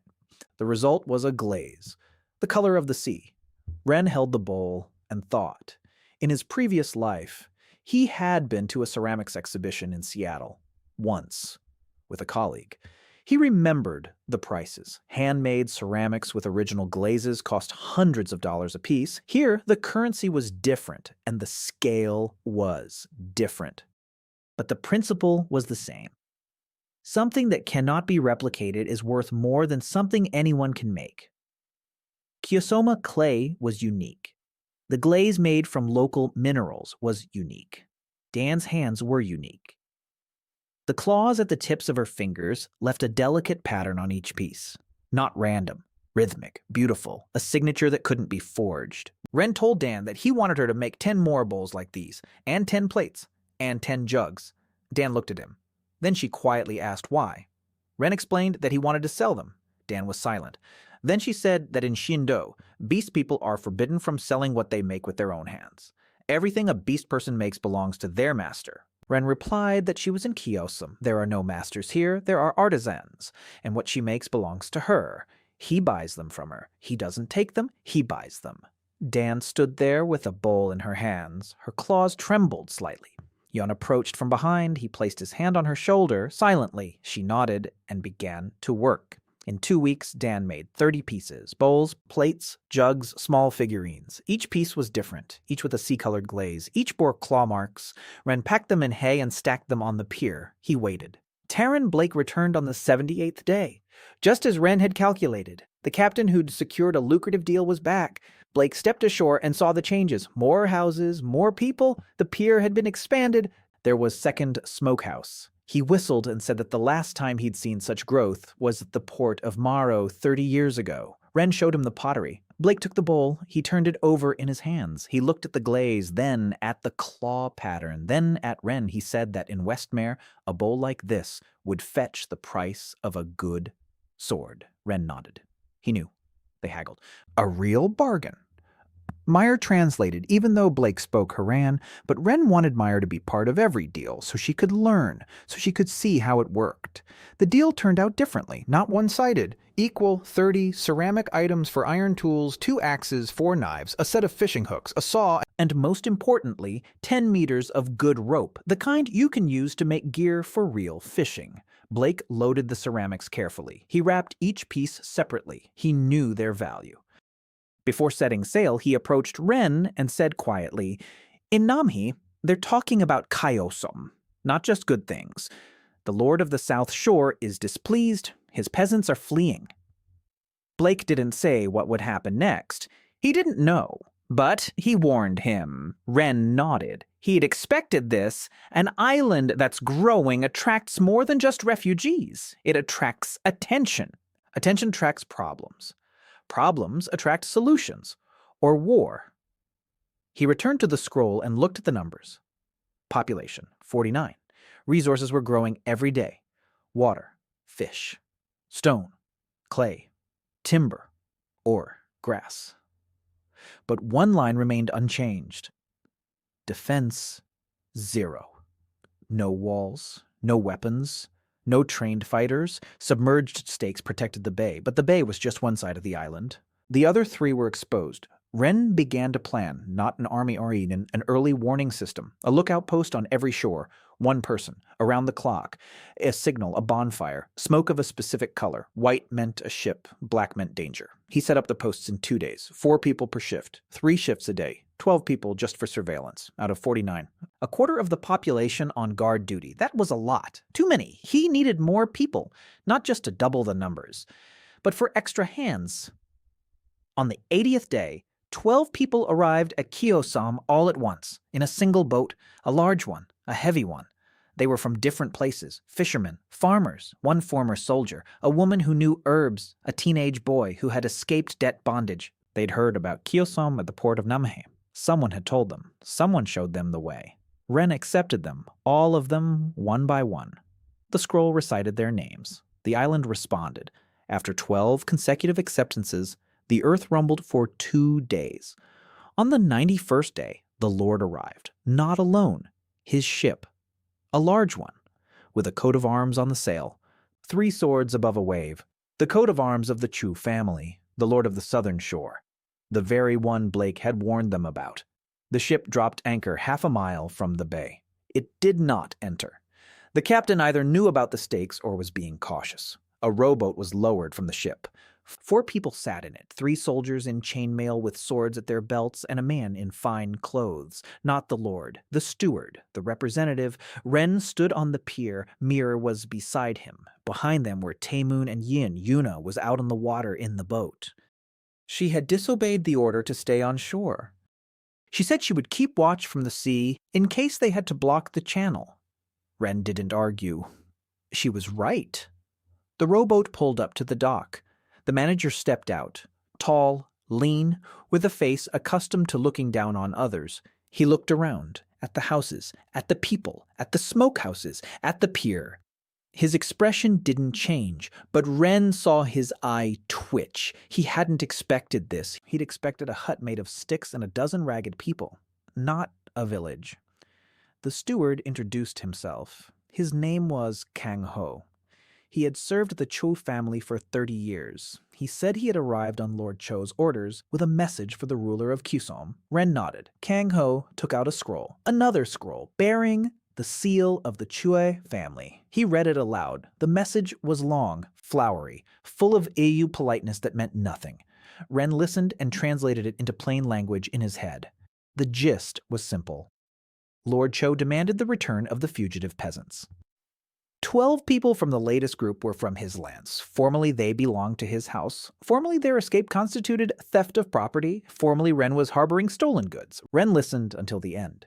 Then he turned to Meyer. Meyer translated the message for those standing behind them, word for word, in Haran, so that everyone could hear. The people heard.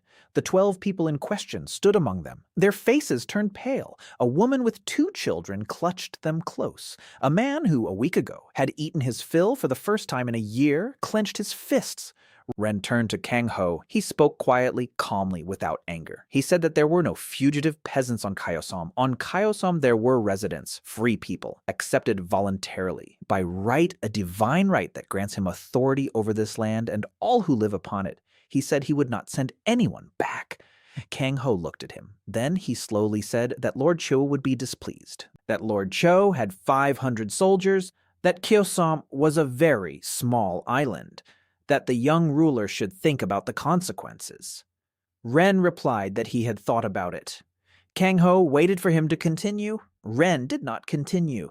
He simply stood there and waited. The silence lasted a long time.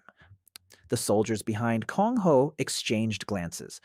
One placed his hand on the hilt of his sword. Yan stepped forward. 1 step, silent. Yan was short, thin, an unarmed foxman. But there was something about that step that made the soldier remove his hand from the hilt. Not fear, understanding. That this man would stand here until the end, and that others stood behind him. Kang Ho looked at Yeon, then at the people behind him. Fishermen, women, beastmen, old people, children. 61 people staring at him. Not with hatred, with something worse than hatred for a man accustomed to giving orders, with indifference to his threats. They had nothing left to lose. They had already lost everything. Twice, 3 times, and they had come here, and they had found it, and no lord with 500 soldiers could take away what they had found, because they hadn't found an island. They had found a name, their name, spoken aloud. Kang Ho turned and walked toward the rowboat. Without a word, the soldiers followed him. They sailed away. The ship bearing the Chu family crest weighed anchor and sailed north. Ren stood on the pier and watched. He knew this wasn't the end. It was the beginning. Lord Cho was not used to hearing the word no. He would return. Not with the steward. With soldiers. Ren turned to the people. They stood there, looking at him, waiting. He told them they needed to prepare, not for war, but to make war impossible. He said they needed a pier that could accommodate a large ship. They needed a wall around the village, not a tall one, but a sturdy one. They needed a 3-month supply of food. They needed a second cove in case of a blockade. And they needed allies. He turned to Mir. He said it was time for her to speak. Meyer nodded. Her ears were standing up, not pressed flat. They were standing. Ren noticed but didn't say anything. He turned to Yuna. She was already wading toward the shore. Wet, angry. She said they needed a shipyard, that 3 fishing boats weren't a fleet, that if they came with swords, they would respond from the sea. Ren looked at her and said she was right. Yuna blinked. She wasn't used to people agreeing with her, especially right away. She said she needed wood, good wood, for the keel and frames. Ren looked at the western slope. The forest was growing every day. In a month, the trees would be thick enough. He said that in a month, she'd have wood. Yuna looked at the trees, then at him. Then she said that if she had wood in a month, then in 2 months, Kyosom would have a ship, a real one, not a boat. A ship! Ren nodded and began to count. A ship, a wall, a dock, supplies, allies. 5 tasks. 61 people. 2 months, maybe 3. Before Lord Cho decides that words aren't enough and sends swords, he climbed up the hill. He sat down between the fat man and the hunchback. Naru ran over and sat down next to him. She poked him in the shoulder with her finger and pointed to a new tree next to the hunchback. A small one, just sprouting. She said it was a baby. Ren looked at the little tree, then at Naru, then at the island below. 61 people building their home. His home, their home. He told Naru that Little One was a good name. She nodded and ran off. Her tail flashed between the trees, red against green. For the next 3 months, Ren worked like he'd never worked before. Not in Seattle, not on this island. 16 hours a day, every day. No days off, no breaks. He didn't do the building himself. He coordinated. He assigned tasks. He calculated. He made decisions. Who goes where? What and when, how many stones are needed for the wall, how much fish is needed to feed the wall builders, how many fishermen were needed to catch that fish, how many nets were needed so the fishermen could catch fish instead of waiting. Every task led to 10 others, just like at the port, just like in any complex system. Only here, there was no computer, no spreadsheets, no team of 20 analysts. There was him, a scroll, and the stone on which he drew diagrams with charcoal every morning. The wall. Taemoon was building it with a crew of 12 men, stone by stone, clay between them, Dan's bricks in the weak spots. The wall ran along the village's perimeter. Not the entire island, just the village, as tall as a man, 2 stones thick. Not a fortress, but an obstacle. Enough to slow down an attack, to buy time. Time for what, Ren didn't yet know. But time had always been the most important resource. He knew that from his previous life. Whoever controls time controls the outcome. The pier, Yuna was in charge. She had widened the bay, removed the underwater rocks from the passage, deepened the channel. Now a medium-sized ship could enter the bay. Not a warship, but a merchant ship. That was important. A merchant ship in the harbor is not just cargo, it's a witness. A lord who attacks the island while a merchant ship is in port makes an enemy of all the merchants in the archipelago. Ren didn't rely on cannons. He relied on connections. The shipyard. Yuna built it in a month, on the western shore, near the forest. A stone platform, a slipway made of thick logs.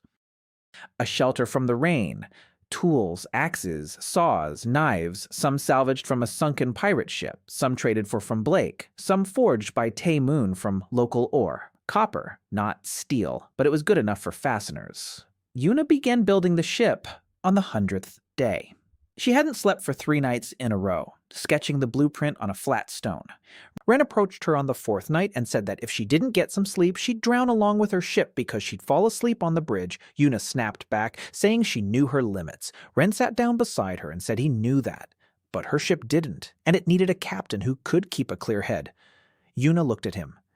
Then she lay down right on the rocks and fell asleep in 30 seconds. Ren covered her with a sail and left. In the morning, she found the sail. She said nothing, but that evening at dinner she sat next to him, not across from him, beside him, for the first time. The ship was taking shape, slowly. The keel was made from a single log, the frames were made of bent wood, the planking was made of boards. Each board was fitted by hand. Yuna worked with 3 assistants, fishermen who knew wood and water. They didn't build from blueprints, from memory and intuition. Yuna would place her hand on the hull and listen to how the wood sounded, where there was tension, where there was weakness. The scroll enhanced her skill. She could feel it. She said that her hands knew more than her head. Soa arrived on the 110th day. Ren wasn't expecting her. He was expecting refugees. He got something else. The boat pulled up to the dock in the morning, small, well-maintained, with a single woman. She stood at the bow, tall, with long black hair, in clothes that, even worn and faded, looked more expensive than everything Kyosom wore put together. She stepped ashore and looked around, calmly, like a shopper appraising merchandise. Ren stood on the dock. She walked up to him and said her name was Soa Pak, that she was from the Southern Islands, that she was free, and that she needed a place to stay. Ren looked at her.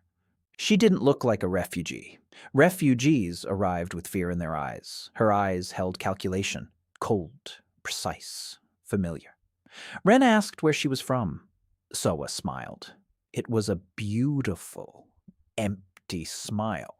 She said she had been the concubine of the Lord of the Southern Islands, that the Lord had gone bankrupt, that she'd been sold at the slave market, that she'd escaped. She didn't say exactly how. Ren didn't ask. He looked at her hands.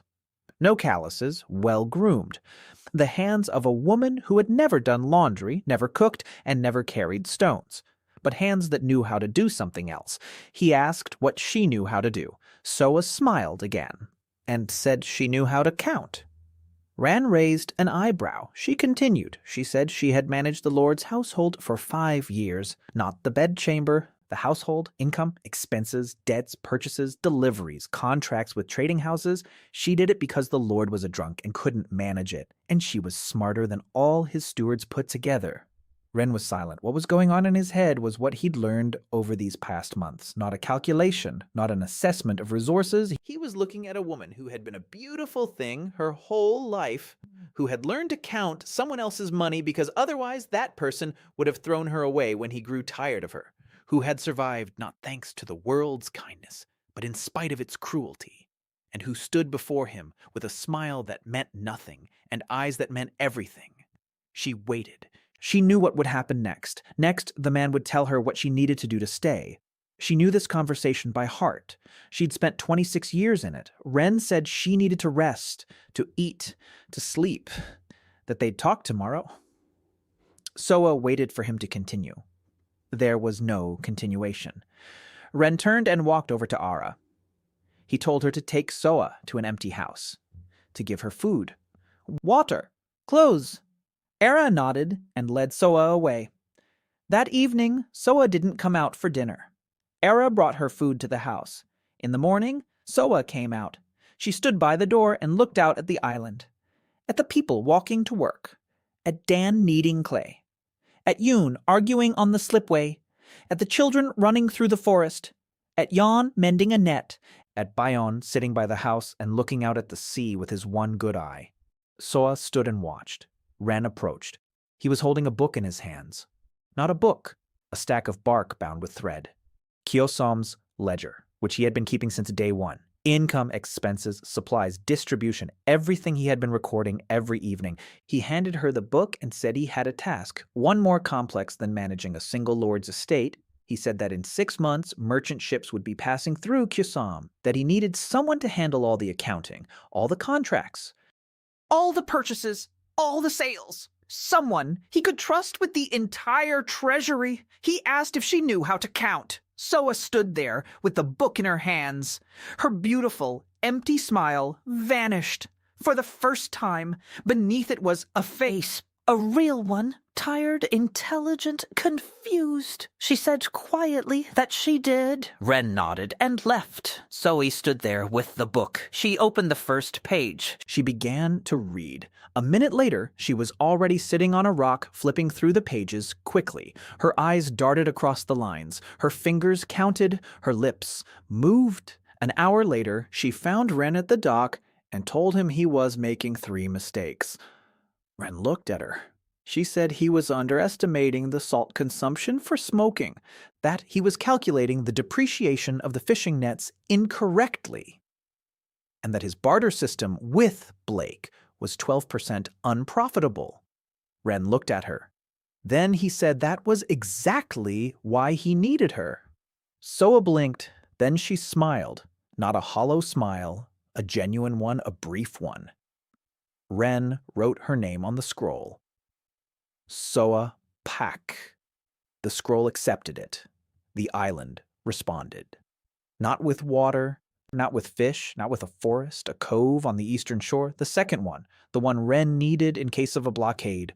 It opened on its own, the rocks parted, water flowed into a narrow channel between the cliffs, deep, protected, invisible from the sea. Ren stood on the shore and looked at the second cove, a secret harbor, in case the main one was closed. Svitok knew what he needed. Svitok always knew. Kyosom's population was 78. The 4th month, Ren stood on the pier and counted. The ship would be ready in 2 months, the wall in 3 weeks. Food supplies were growing. The second cove was secure. Allies.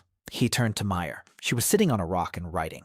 The dictionary had long since outgrown its original purpose. It was a reference guide, trade customs, port regulations, titles and forms of address. Everything needed to speak to the world in its own language. Ren said it was time for her to speak, not just on paper. Meyer looked up. He said that Taryn Blake would arrive in a week, and that this time she would be the one to conduct the negotiations. Not him. Her. Meyer looked at him. Her ears stood straight up, straight, silvery. She didn't press them back. She nodded. Taryn Blake returned on the 120th day, not alone. 2 ships accompanied him, merchant ships, medium-sized, flying the flags of the port of Morrow. Blake stood on the deck of his ship and looked at Kyosom. Then he turned to the captain of the second ship and said something Ren couldn't hear. But Ren could tell from the second captain's expression. The man couldn't believe what he was seeing. A cove with a stone pier, a wall surrounding the village, houses made of stone and brick, smoke houses, a shipyard on the western shore, a ship's hull on a slipway, a forest on the hillside, people, lots of people. This wasn't the barren rock marked on the maps. The 3 ships entered the cove along the channel that Yuna had marked with buoys. They pulled up to the pier. Blake was the first to go ashore. He looked around. He whistled. He turned to Ren and said that either Ren had struck a deal with the sea god or he was the most stubborn man in the archipelago. Ren replied that he was a logistics expert. Blake didn't get it, but he laughed. Meyer stood next to Ren. She was wearing new clothes, so had taken some fabric from their supplies and sewn her what she called a diplomat's work dress. Simple, clean, with a slit for her tail and a high collar that didn't hide her ears but framed them. Meyer stood there in that dress and looked like someone with authority. She spoke first. In West Marion. Clear. Precise. She greeted the captains on behalf of Kyosom. She referred to Ren not as a ruler, but as an administrator. Ren noticed. Clever. A ruler is a nobleman involved in politics. An administrator is a business partner. The captains heard the difference. The negotiations lasted 2 days. Meyer led them. Ren sat beside her and remained silent. Soa stood behind him with the ledgers. Every time the captains named a price, Soa quietly whispered the actual value of the goods to Meyer. Meyer made adjustments. Politely, precisely. No concessions. The second captain tried to apply pressure. He said that Kyosom was small and that they should be grateful for Morrow's attention. Meyer looked at him and replied that Kyosom was indeed small, but Kyosom's pottery was one of a kind. And if the captain didn't want to buy it, another one would come along in a month who would. The captain fell silent. He looked at Blake. Blake shrugged and said that the girl with the ears was right. He'd seen this pottery in Westmere. People fight over it. The deal was closed on Meyer's terms. Dan's pottery, smoked fish, salt, in exchange for iron, lots of iron, steel tools, cloth, grain, medicines. And most importantly, 3 barrels of resin for Yuna's ship. As the ship sailed away, Ren stood on the dock with Meyer. He said she'd negotiated better than he ever could have. Meyer was silent. Then she said quietly that for the first time in her life, people had listened to her not because she was beautiful, but because she was right. Ren looked at her. She stood upright. Her ears were perked up. Her tail lay loosely behind her back. The wind ruffled her silvery fur. She wasn't hiding. He wanted to say something. He didn't. He turned away and walked toward the shipyard. Meyer watched him go. Then she quietly tucked a strand of hair behind her ear, the same gesture, one that used to mean hiding her ear. Now her ear was in plain sight, and she wasn't hiding it. She was tucking her hair away. The difference was enormous. On the 130th day, Ren did what he'd been thinking about since the first week. He altered Kyosoma's uniform. The island had no uniform. But there were people who worked on common tasks: observers, builders, fishermen, and advisors. Ren asked Ara and Soa to sew clothes for each group, simple, comfortable, identical, with one exception. Every shirt and every jacket had a cutout in the back for a tail and a hood that pulled up over the head, leaving room for the ears. Not just for beast people, for everyone. The same clothes for everyone, with a cutout for those who have a tail and no difference for those who don't. Ren didn't make special clothes for beast people. He made clothes for everyone in which beast people wouldn't feel different. Meyer saw the first batch. She stood there and looked. She touched the cutout for the tail, then the hood, then the cutout again. Ara stood nearby and waited. Mir turned to her and asked who had come up with the idea. Ara said it was Ren. Meyer stood there for another minute. Then her shoulders trembled. She turned away. Ara could see that she was crying. She didn't interfere. She just stood there beside her. Yon put on his new jacket. His tail slipped into the opening, as if the garment had been tailored just for him. Dan put hers on and looked at herself, then at the children. Naru was twirling around in front of Ri and wagging her tail through the opening. Ri stood in his jacket, quiet and serious.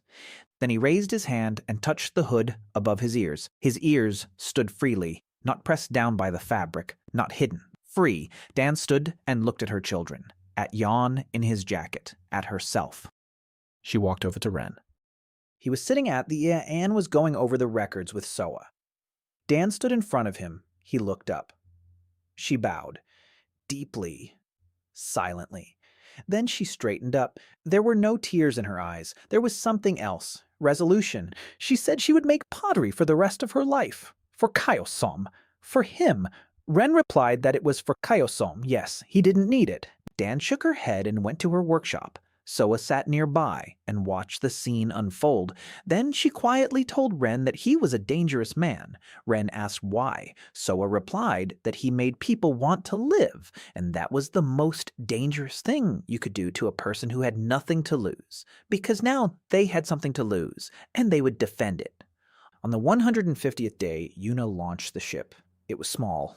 A single-masted vessel, 16 meters from bow to stern. The hull was made of local wood, tarred with 3 layers. The keel was a single log. The deck was made of planks fitted so tightly that no water could pass between them. Yuna named it the First. No fanfare, no ceremony. The First, because others would follow. The whole island watched the launch. 93 people stood on the shore. The ship slid off the slipway and settled smoothly into the water. No list, no creaking. Yuna stood at the bow, wet from the spray. She wasn't smiling. She looked at the ship the way a mother looks at a child who has taken his first step, with pride and fear, because now it would sail into dangerous waters. Ren stood on the pier. He looked at Yuna on the deck of her ship and didn't see a 19-year-old girl. He saw a captain, the first captain of the Kyosom fleet. Yuna turned toward him and shouted from the deck that the ship was responsive, that it was fast, that the helm was responsive, that the sails were catching the wind just right. She was shouting, and her voice rang with the happiness she was trying to hide behind a businesslike tone. She couldn't hide it. Yeobyungsi stood on the shore. His left eye could see, blurrily, but it could see. He saw his granddaughter's ship. He saw her standing on the deck. He saw the sails. He cried. Yedia quietly, without wiping his face. Taemoon stood nearby and pretended not to notice.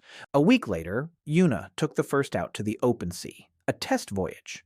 She took 4 people with her, 2 fishermen, Yon and Ren. Ren didn't want to go. He didn't handle the rocking of the boat. His body, the body of a former nobleman accustomed to dry land. But Yuna said that a manager must know his fleet. Ren agreed and regretted it for 4 out of every 6 hours. He threw up twice. Yuna silently handed him a flask of water both times. On the way back, when Kyosom appeared on the horizon, Ren stood on the deck and looked at his island from the sea. For the first time, from the sea, Kyosom looked different. Not like a rock, like a fortress, a wall. Homes, smoke from the smokehouses, the forest on the hillside, the pier, people on the shore, tiny figures waiting for his return. Yuna stood beside him. She was looking too. Then she said quietly, "It's beautiful." Ren nodded. Beautiful. On the 160th day, Soren arrived. Ren didn't know she had come to kill him. No one knew. She appeared just like everyone else. A small boat, a single woman, tattered clothes, frightened eyes. She introduced herself as Soren Moon. She said she was from the provinces, that her family had perished, that she had nowhere else to go. Her voice trembled, her hands shook, her eyes were wet. Everything was perfect, every gesture, every word, every tear, because Soren Moon was no refugee. She was an agent of the Royal Secret Service sent to Kyosom with a single mission to poison Ren Hajin. In the pocket of her tattered dress lay a small pouch of powder, colorless, odorless, tasteless. Just a pinch in food or water would suffice. Death in 3 days. It would look like a fever. No one would suspect a thing. Ren met her on the shore. The same words, water, food, a place. Voluntarily. No strings attached. Ara took her to an empty house, gave her clothes, food, water. Soren ate slowly. Not because she was playing a role, because for the first time in a week, she was eating a proper meal. They'd been preparing her for the mission for 3 months, 2 weeks at sea on hardtack and rainwater. Her body was exhausted. That made her role more convincing. She got into character. The first few days, she observed, she memorized the routine. Who worked where, who spoke to whom, where Ren ate, where he drank, when he was alone. She was waiting for the right moment. They had taught her patience, not to rush. Don't take risks. 1 attempt, 1 chance. If she missed, her own people would kill her. Not the enemies, her own people. The Secret Service doesn't forgive failures, but the days went by and something was changing. Not the plan, not the goal, something inside. She sat at the communal table and ate from a clay bowl with claw marks on the rim. A woman with 2 children sat next to her, the one who used to hide food under her clothes. Now, she ate calmly. Her children were laughing. One of the boys spilled his soup and started crying. Ara walked over and wiped the table. She didn't scold him, she didn't hit him, she wiped it up and gave him more. Soren watched. The next day, she was working in the garden, not on assignment. As part of her work assignment, every resident of Kyosom worked, without exception. Hana was working beside her, a 17-year-old girl, deaf. With a small chalkboard and chalk around her neck, she communicated through gestures and notes. Hana had arrived on the island a month ago, with her parents, refugees from the inner provinces, quiet, unobtrusive, until Ren saw her map. Hana had drawn a map of Kyosom in a single day, from memory, from a single walk-around, every rock, every trail, every bend in the shore, more accurate than anything in the royal archives. Ren saw the map and froze. Then, in front of everyone, he said it was better than anything he'd ever seen in his life, that Hana had just given their fleet a 10-year head start. He hung her map in the main hall, beneath the scroll, in the most prominent spot. Hana stood there, staring at her map on the wall. She dropped the chalk. For the first time in her life, she had nothing to write. Because for the first time in her life, she had nothing to explain. Everyone could see it anyway. Soren was working next to Hana in the garden and watched as the girl drew planting diagrams in the dirt. Precise, mathematically accurate. Hana looked up at Soren. She smiled. She wrote a single word on the board. Hi. Soren replied, hi. And at that moment, she felt the weight of the little pouch in her pocket. Small, light, like a feather, like a stone. Days turned into weeks. Soren knew the name of every person on the island. Not because she had to, she just knew. Because everyone here knew each other's names. Because Ren would say each name aloud when he admitted them. And those names were alive. They weren't files in a dossier, they were people who ate from bowls marked with claw scratches, who slept under roofs that Tae-moon had built with his own hands, who set out to sea on a ship that Yuna had built from wood that grew out of stone. Soren lay in her house at night, staring at the ceiling. A small bag of poison lay under the mattress. She could do it tomorrow, the day after tomorrow, any day. A pinch into the communal pot, Ren will die. Mission accomplished. She'll return to the capital, she'll receive her reward, and in a month they'll send her off to kill someone else. She lay there thinking about the pot, about the communal pot from which 93 people ate. If she threw the poison into the pot, it wouldn't just be Ren who would be poisoned. Everyone would be poisoned. Nero, Ri, Hana, the woman with 2 children, Byung, everyone. She couldn't poison him personally. He never ate separately, never drank separately. Everything was shared. One table, one pot, one source of water. The only way to kill Ren was to kill everyone. On the 20th night, she got up.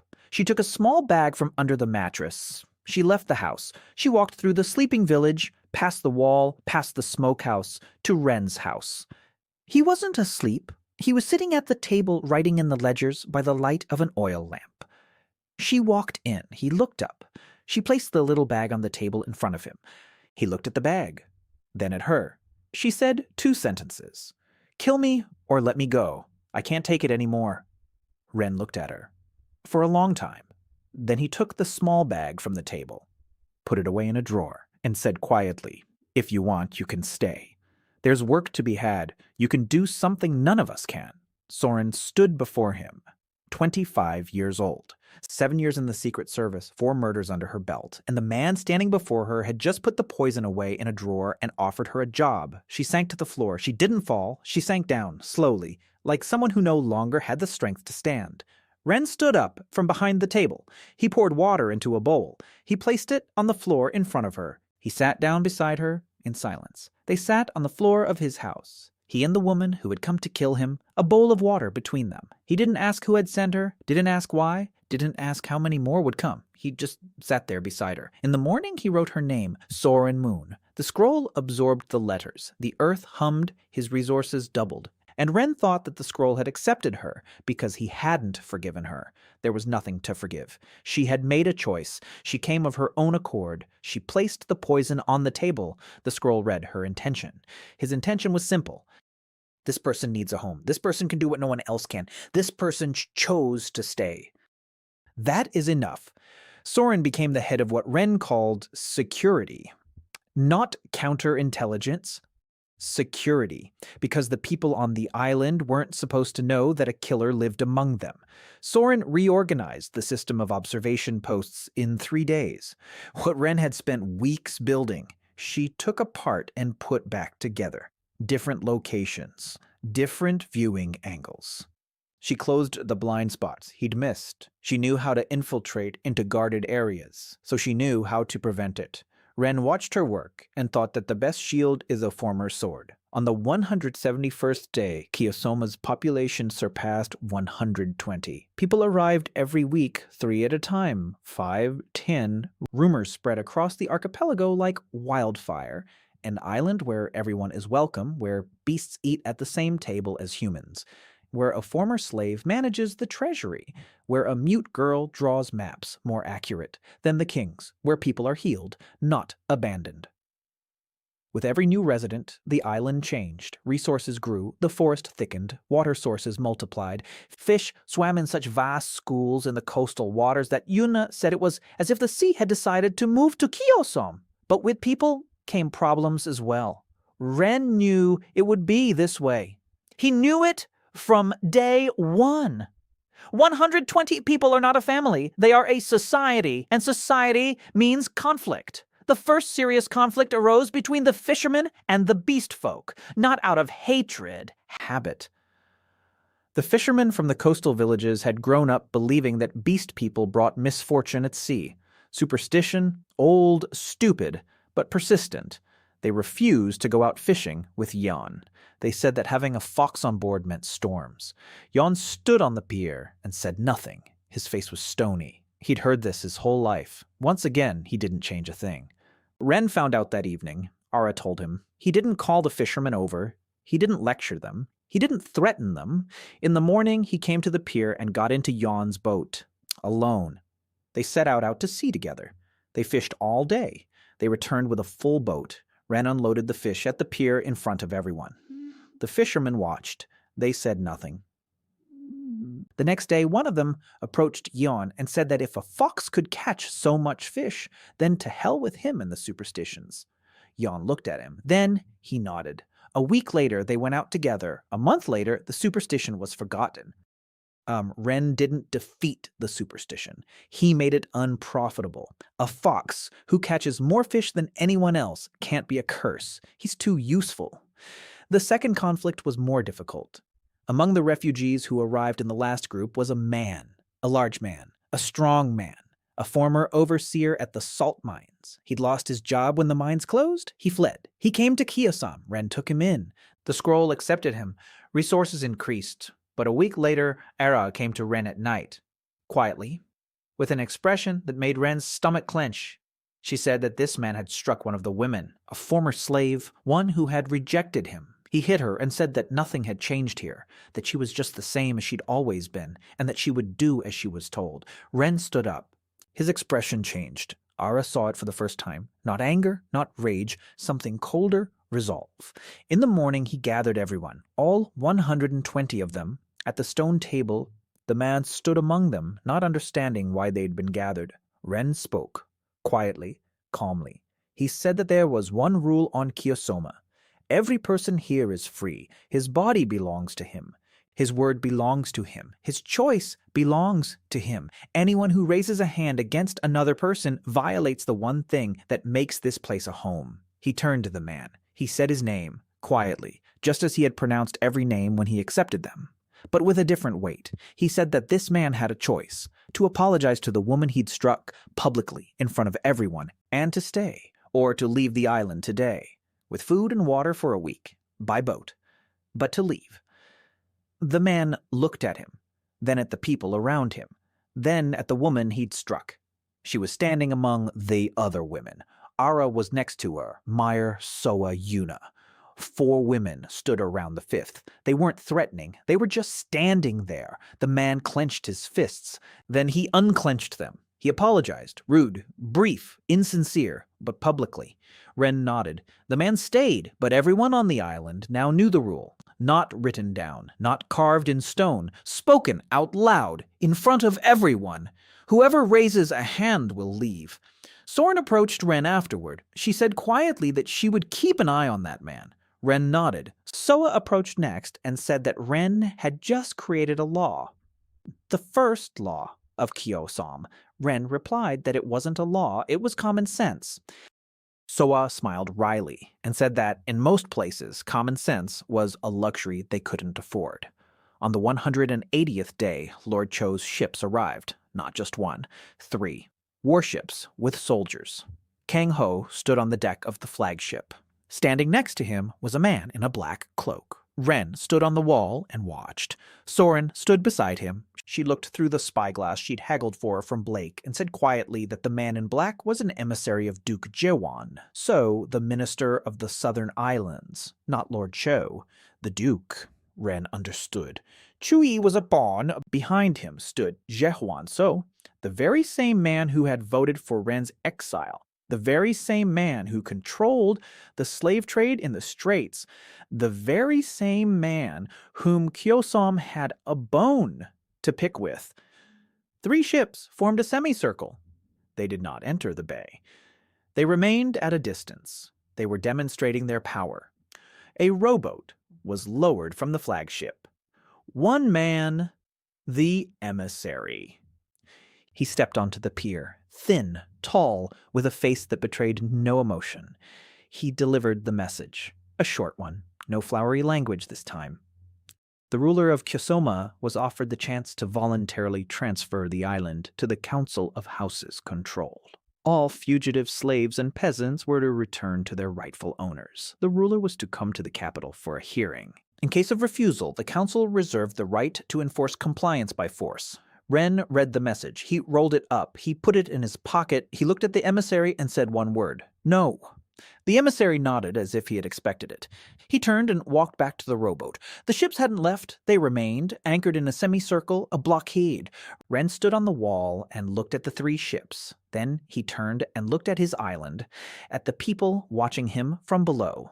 He said they had a second cove, that their supplies would last 3 months, that Yuna would guide the ship through a secret channel at night, that Myra would set sail on it to independent ports to seek out allies. He said the blockade wouldn't kill Kyosom, because Kyosom had already survived what kills people. Hunger, thirst, loneliness. 3 ships are a nuisance, not death. The people listened. And believed, not because he promised, because he had never once lied. The blockade lasted 40 days. For 40 days, the 3 ships stood in a semicircle at the entrance to the bay. For 40 days, Kyosom lived through the second bay, the secret one, the one revealed by the scroll when Ren accepted Soa. The blockade ships knew nothing of it, a narrow channel between the cliffs, invisible from the sea. Yuna guided the fishing boats out at night, without lights, by memory, using Hana's map. Every rock on that map, every shoal, every current. Hana had drawn a chart of the tides specifically for nighttime sorties. Ren looked at that chart and saw a masterpiece, not of art, but of engineering. Yuna set out for the Allies on the 3rd day of the blockade. At night, on the 1st, with a crew of 6 and Mir on board. Ren stood on a cliff above the secret cove and watched as the ship disappeared into the darkness. He couldn't be on board. His place was here, on the island. With the people who believed he knew what to do, he didn't always know, but he pretended he did, because a leader who shows fear kills hope faster than the enemy. Yuna returned 20 days later, not alone. 4 ships accompanied her, 2 from the port of Maro, 1 from the free harbor of Tirim, and 1 more, Taryn Blake, on his own ship, flying his own flag. He didn't come because he had to. He came because Mir sat across from him in the Maro Harbor Tavern, and, in pure West Marion, explained that Kyosom wasn't just a barren rock full of refugees. Kyosom is a hub, a trading hub at the edge of a key strait, and whoever controls Kyosom controls the route. And if Kyosom falls, Duke Jawan so will close the strait to independent merchants. And then Maro and Tarim and all the free ports will have to pay him a toll or die. She spoke for 2 hours without a break, in Westmar, in Haran, in Old Trade, in a language all the captains of the archipelago understood. She spoke with her ears pricked, her tail lying loosely behind her back, and not a single person in the tavern looked at her ears. Everyone looked into her eyes. Because her eyes spoke the truth, Blake was the first to stand up. He said he was in. 2 captains from Maro stood up next. The captain from Tarim was the last to do so.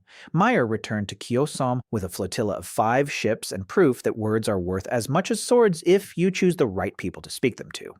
When the Allied ships entered the bay through the secret channel, the expressions on the blockade captains' faces changed. Lord chose 3 ships against the coalition's 5. The odds were not in their favor. Ren stood on the pier and counted, not the ships, the people.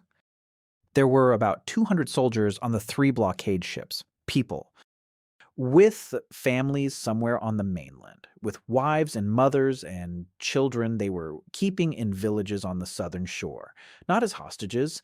Formally, they were free. In reality, every soldier knew that if he disobeyed an order, his family would suffer. Not at the Lord's hands, but at the hands of his administrators. Quietly unnoticed, a lost harvest, a burned-down house, a missing child. Ren knew this because Soren had told him. She knew the system from the inside. She was part of the system. And she knew where its weak spot was. Not the ships, not the soldiers, the families. Ren called a council meeting. Ara, Yuna, Myre, Soa, Hannah, Soren. 6 women gathered around a stone table. He laid out the plan, not a battle, an operation. Yuna would lead 3 fast boats out through a secret cove. She'd bypass the blockade. She'd head for the southern shore. Soren would coordinate through her network. Former agents she knew. Not all were loyal to the crown. Some were loyal to themselves. And by themselves, she meant whoever paid the most, or whoever offered something the crown couldn't. Freedom. Meyer would go with Yuna. She would speak to the families in their language, not the language of orders, but the language of promises that could be verified. Hana would map out the routes, every shore, every cove, every hiding place. Soa will calculate the expenses, how much food, how much water, how much space on the ships, how many people they can take. Era will prepare the island, shelter, food, clothing, for the hundreds of people they'll bring, if everything goes according to plan. The operation took 16 days. Yuna and Meyer walked along the southern shore, from village to village, at night, quietly. Soren opened the doors. Meyer spoke. Yuna waited in the boat. The soldiers' families didn't believe them. Of course they didn't. A strange fox with silver ears comes at night and says their husbands will be free, that they're being waited for on the island, that no one will harm them. Nonsense. A trap. A provocation. Meyer didn't try to convince them. She showed them Dan pottery with a claw pattern. She said, "Look, this was made by a beast woman on Kyosom, a free woman with a husband and children, in her own home. I'm just like her. Here are my ears. Here's my tail. I don't hide them. On Kyosom, there's no need to hide them." Some listened. Some argued. Some silently packed their things.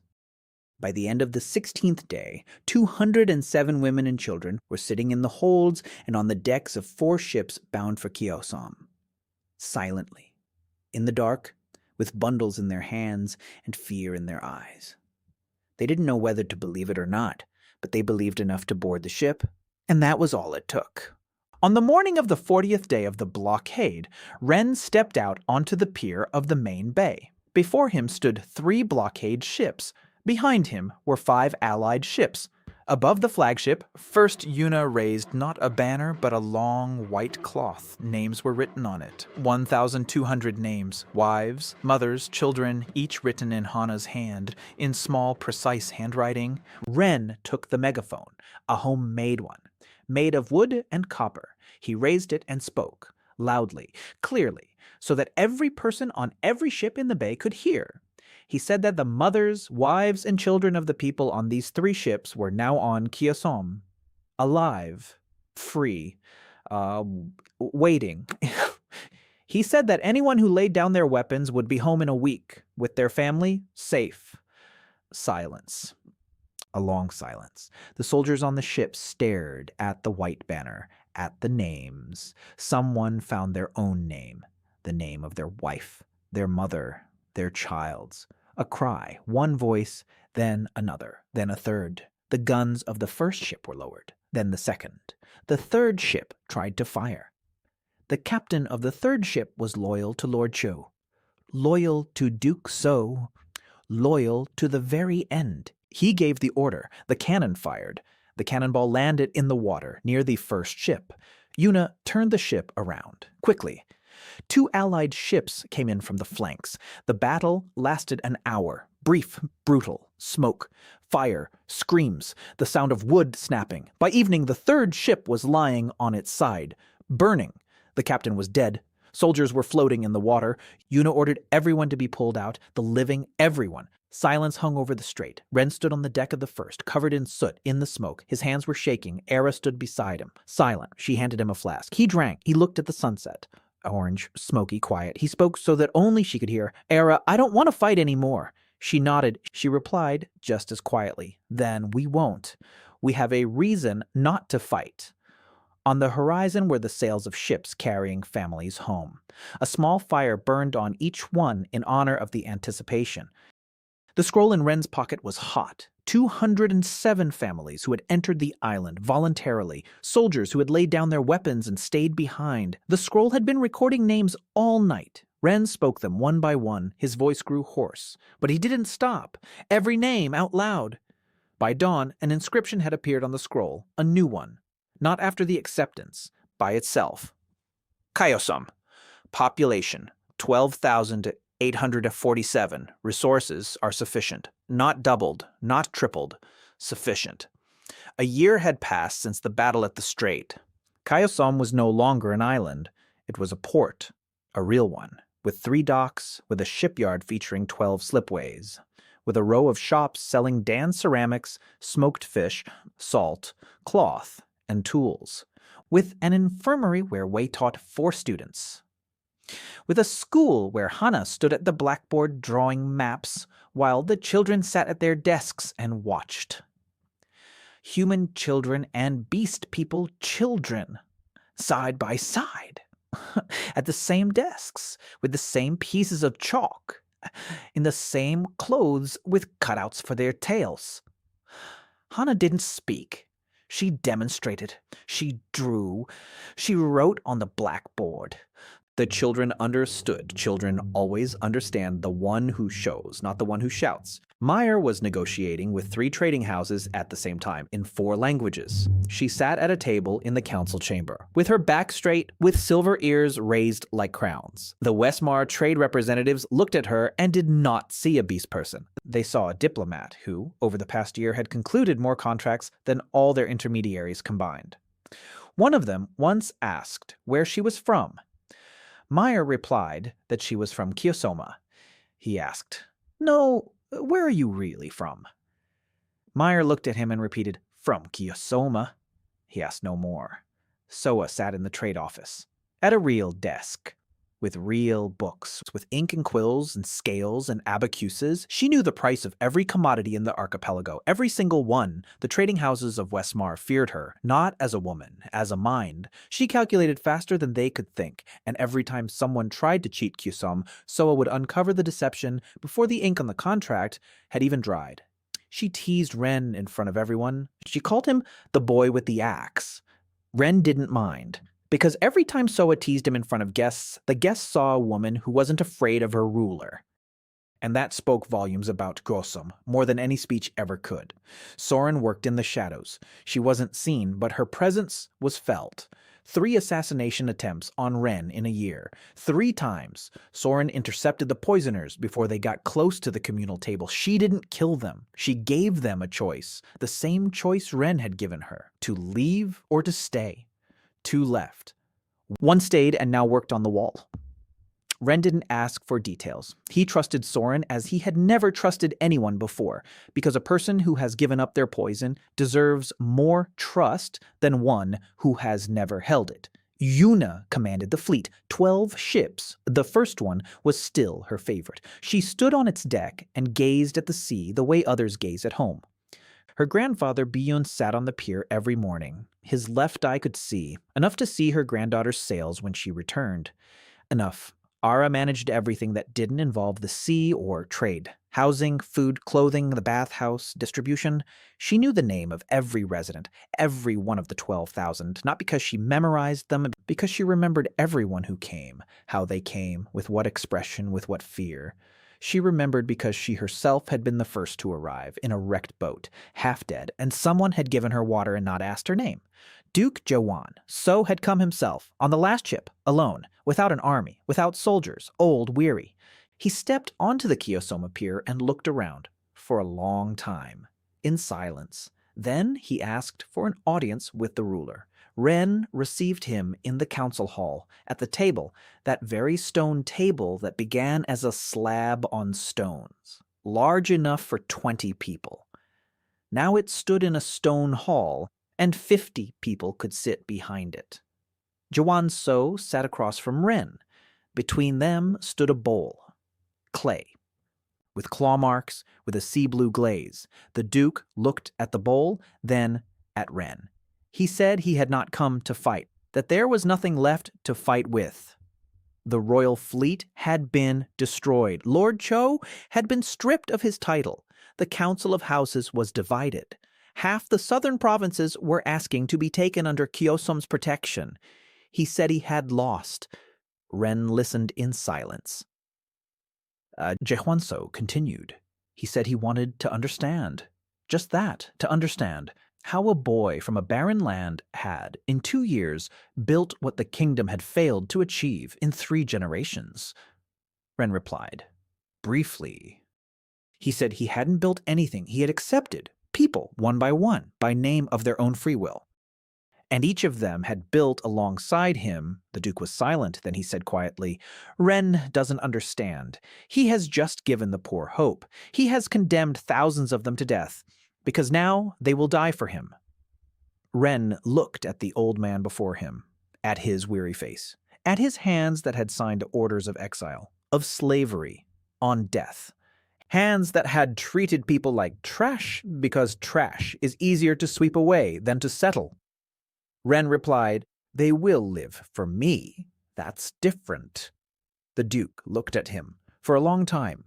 Then he stood up. He bowed, not as a lord to a peasant, as an old man to a young man, as a man who had lost to a man who had won. He left. His ship left the bay and disappeared over the horizon. Ren sat alone in the council chamber. The scroll lay on the table, warm. Ren placed his hand on it, and the scroll spoke. Not with a voice, with words, new ones appearing on the paper, slowly, letter by letter. "I have waited a long time." Ren stared at the letters. They kept appearing. "For 300 years I lay in the darkness. I was passed from hand to hand. No one was good enough, petty, greedy, cowardly. I was searching for one who, in the final moment, thinks not of himself." Ren read, his hand on the scroll, warm. "Alive. I found you at the moment of your death. You were thinking about the letter to your sister, not about the pain, not about the fear, about the fact that you hadn't had time to reply. I chose you for that. The letters stopped, then the last ones appeared. You did the right thing. Thank you." Ren sat alone in the hall. His hand rested on the scroll. He thought of his sister, whom he would never see again, of the letter he hadn't replied to, of how a dying man's final thought had determined everything that happened afterward. He closed his eyes, then opened them, stood up, took the scroll. He walked out of the hall. In the evening, there was dinner, a communal meal, just like every evening, a stone table. 12,000 people couldn't all sit at a single table, but the first table, that very one, stood in its place, and seated at it were those who had been the first: Ara, Yuna, Byung, Yonddan, Naru, Ri, Timun, Mire, Soa, Hana, Soren, Wei, and Ren. 14 people at the stone table. Smoked fish, boiled beans, fresh bread made from the flour Blake had brought, water from the spring that flowed at a rate of 1 tablespoon per hour, clay bowls, those very ones, the first ones, with claw marks. Each one worn, each one cracked, each one alive. Naru was 7 now. She was sitting next to Meyer, not next to her mom, next to Meyer. She touched Meyer's silver ears and compared them to her own red ones. Meyer smiled, not a diplomatic smile, a real one. Yuna sat next to Ren. She ate loudly, she spoke loudly, she laughed loudly. She was always like that, noise and wind. She turned to Ren and said it in front of everyone, without warning, without preparation. She said she loved him. The table fell silent. Ren looked at her. Yuna looked at him, without blushing, without looking away. Straightforward, just as she did everything. Era stared at her bowl, quietly. Meyer looked away. Soa smirked. Hana dropped her chalk. Soren didn't move a muscle. Byung chuckled quietly and said his granddaughter had never been good at picking the right moment. Yuna told her grandfather that the timing was perfect because the fish was hot and everyone was here. Ren was silent. Then he said quietly that this wasn't a conversation for the dinner table. Yuna replied that it was for the dinner table, because everyone here was family. And if she couldn't say it in front of her own people, then when could she? Ren looked at Ara. Ara looked up. Their eyes met for a second. Ara nodded, just a little, almost imperceptibly. Ren didn't answer Yuna. Not then, later, not at the table. Dinner continued. Someone laughed, someone argued. Rhys spilled soup, and Taemoon silently wiped the table. Naru fell asleep on Mir's shoulder. Dan sang softly, in a low voice. In Zindos, a lullaby. Yon sat nearby and listened. After dinner, Ren climbed the hill. Alone. The fat man and the hunchback stood in their usual spots. Old, crooked, the first trees of Kyosom. A sapling stood beside them. No longer a sapling. A tree as tall as a man, with broad branches. A forest surrounded it. A real one. Dense. Alive. Ren sat down between the fat one and the crooked one, just as he had sat on the first day, when there was nothing around but rock and wind and silence. Now, down below, was the city. Lights, voices, smoke, the smell of fish and bread and wood in the sea. 12,000 people who called this place home. He took out the scroll, unrolled it. The inscription glowed in the darkness. Kyosom. Population 12,847. Resources sufficient. He looked at those words. Sufficient. Not infinite. Not excessive. Sufficient. The scroll told him that it was enough. That he could stop. That what he had set out to achieve already existed. He rolled up the scroll. Put it in his pocket. He looked at the lights below. Somewhere down there, Ara was preparing tomorrow's schedule. Yuna was inspecting the ships. Meyer was writing a letter to Maro. Soa was balancing the day's accounts. Hana was drawing a new map. Soren was making her rounds at the guard posts. Dan was firing pottery. Wei was teaching students. Sbyung was weaving a net. Naru was sleeping. Each of them was doing their own thing. Each knew why. Each was here because they had chosen to be. Ren sat on a hill and thought, not about trade, not about the fleet, not about the next step.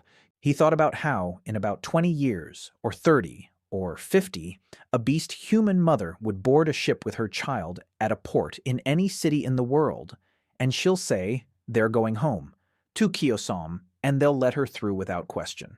He thought about how, when he himself was gone, this land would continue to function by the same rules. Voluntariness, care, action, 3 words, simple, like water seeping from a crack in the rock. Like a name spoken aloud, like a bowl placed in one's hands. He thought about his sister's letter, about how he'd never replied, and about how every day on this island was an answer, not to her, but an answer to the question every person asks at least once in their life. Is it possible to build a place where people aren't afraid? Ren stood up. He walked down the hill. He headed toward his house.